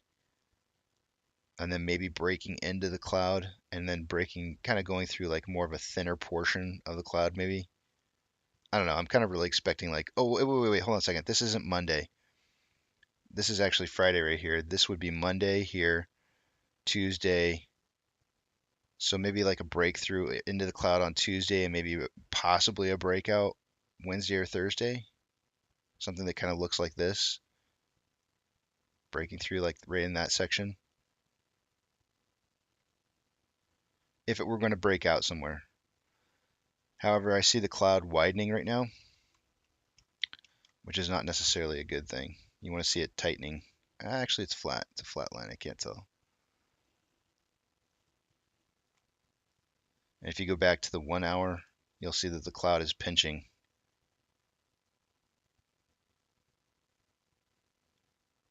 So you may see a crossover here.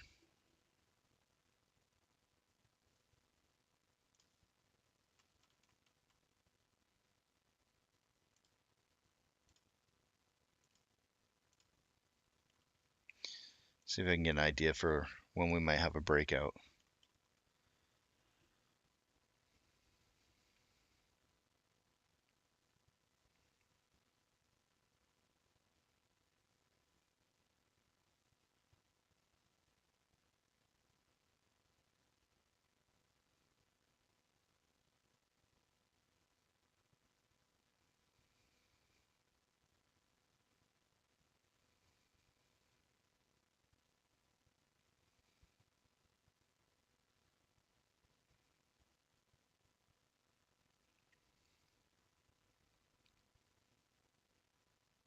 Out of the blue, Captain wants to know where is Ader on the fidelity list. I'll pull it back over. 8th.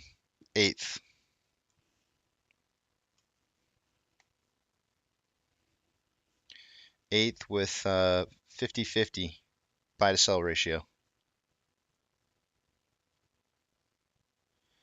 All right, I'm gonna draw some lines.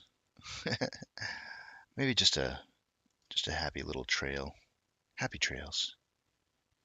Happy trails to you.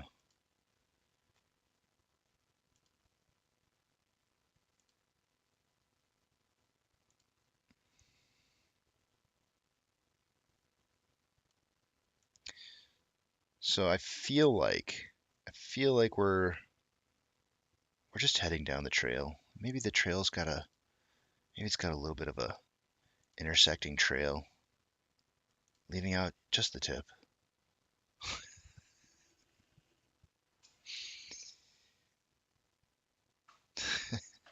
I gotta call my grandma.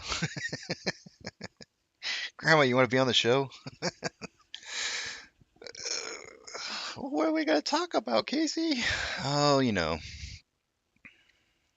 old times.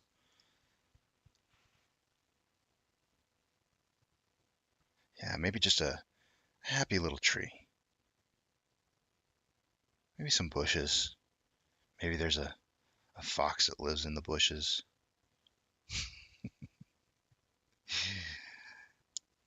Do you ever like? I'm that kind of person. I'm like Cookie Monster. Everything's fine and copacetic, and then I see something beautiful, and sometimes I just want to mess it up.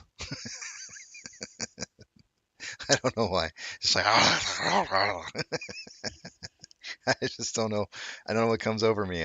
You said you said the a big happy tree and I said the bush and the fox and all of a sudden all I could think of doing was going like and then maybe there's a big bad man in the bushes. I just wanted to ruin the moment. I don't know why.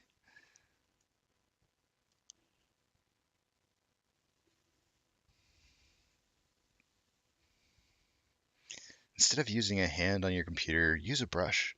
Oh, you know what? That's not a bad idea. Hold on a second. Let me try that. Let's see. Oh, that's not what I wanted, but okay.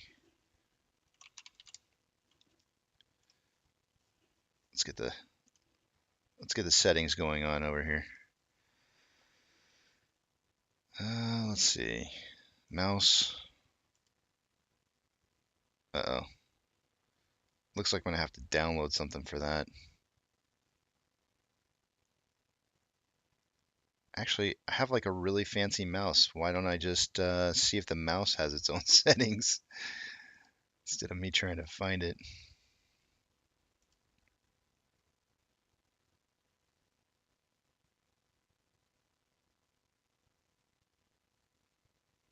I'll have to check and see if that's an option. I feel like that used to be an option on other Windows platforms.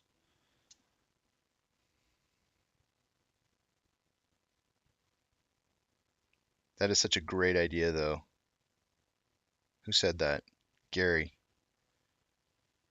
Thank you, Gary.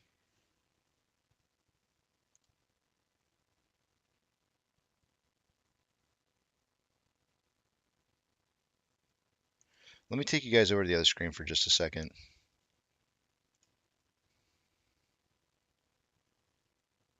Where did that go? Here it is. Where do I put this? Just leave it there.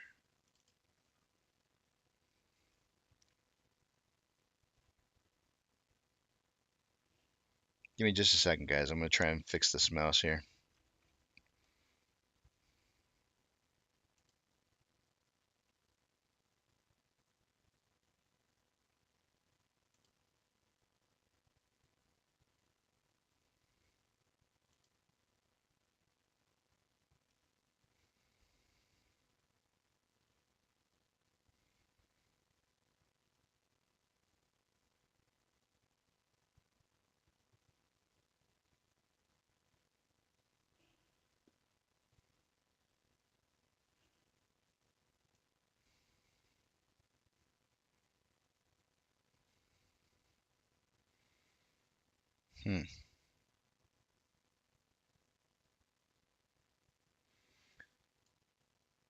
Very odd.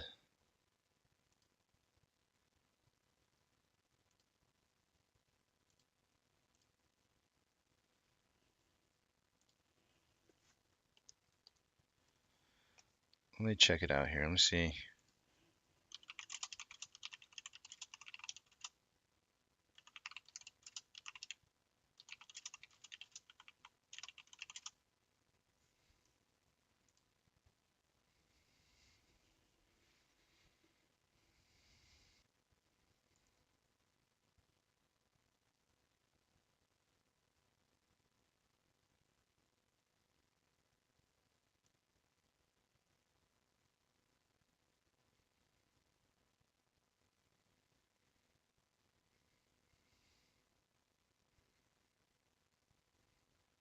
I'm going to look into this because I actually really like that. I think that's a great idea. It used to be like, I feel like that was either that was an option with Windows, like older Windows, or it was an option that you could use in like Mac or something like that. Was it like Macs that had like a paintbrush or something? I don't know. I feel like there was something other than Photoshop that you could use a paintbrush in. I don't remember what it was, but that's definitely should be a thing.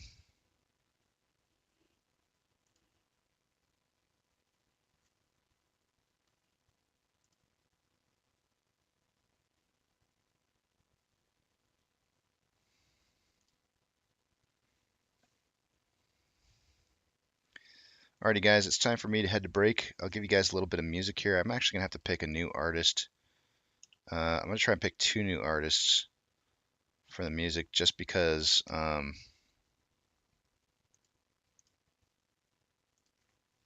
don't know. I just want to.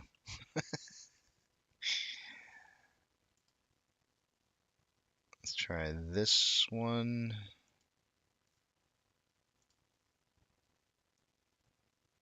And that one.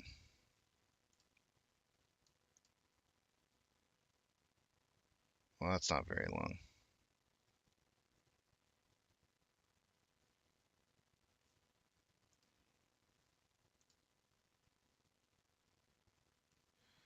Nope, that's not gonna work. Just give me 1 second here. I'm gonna pick some new music. Sometimes it takes a hot minute for me to come up with something that is long enough.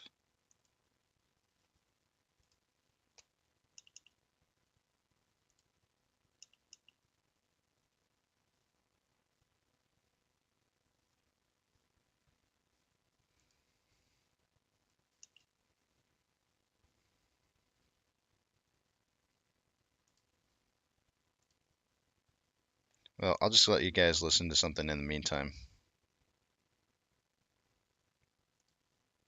while I'm picking out the other one. All right, see you guys after lunch. I'll be back at 11 o'clock.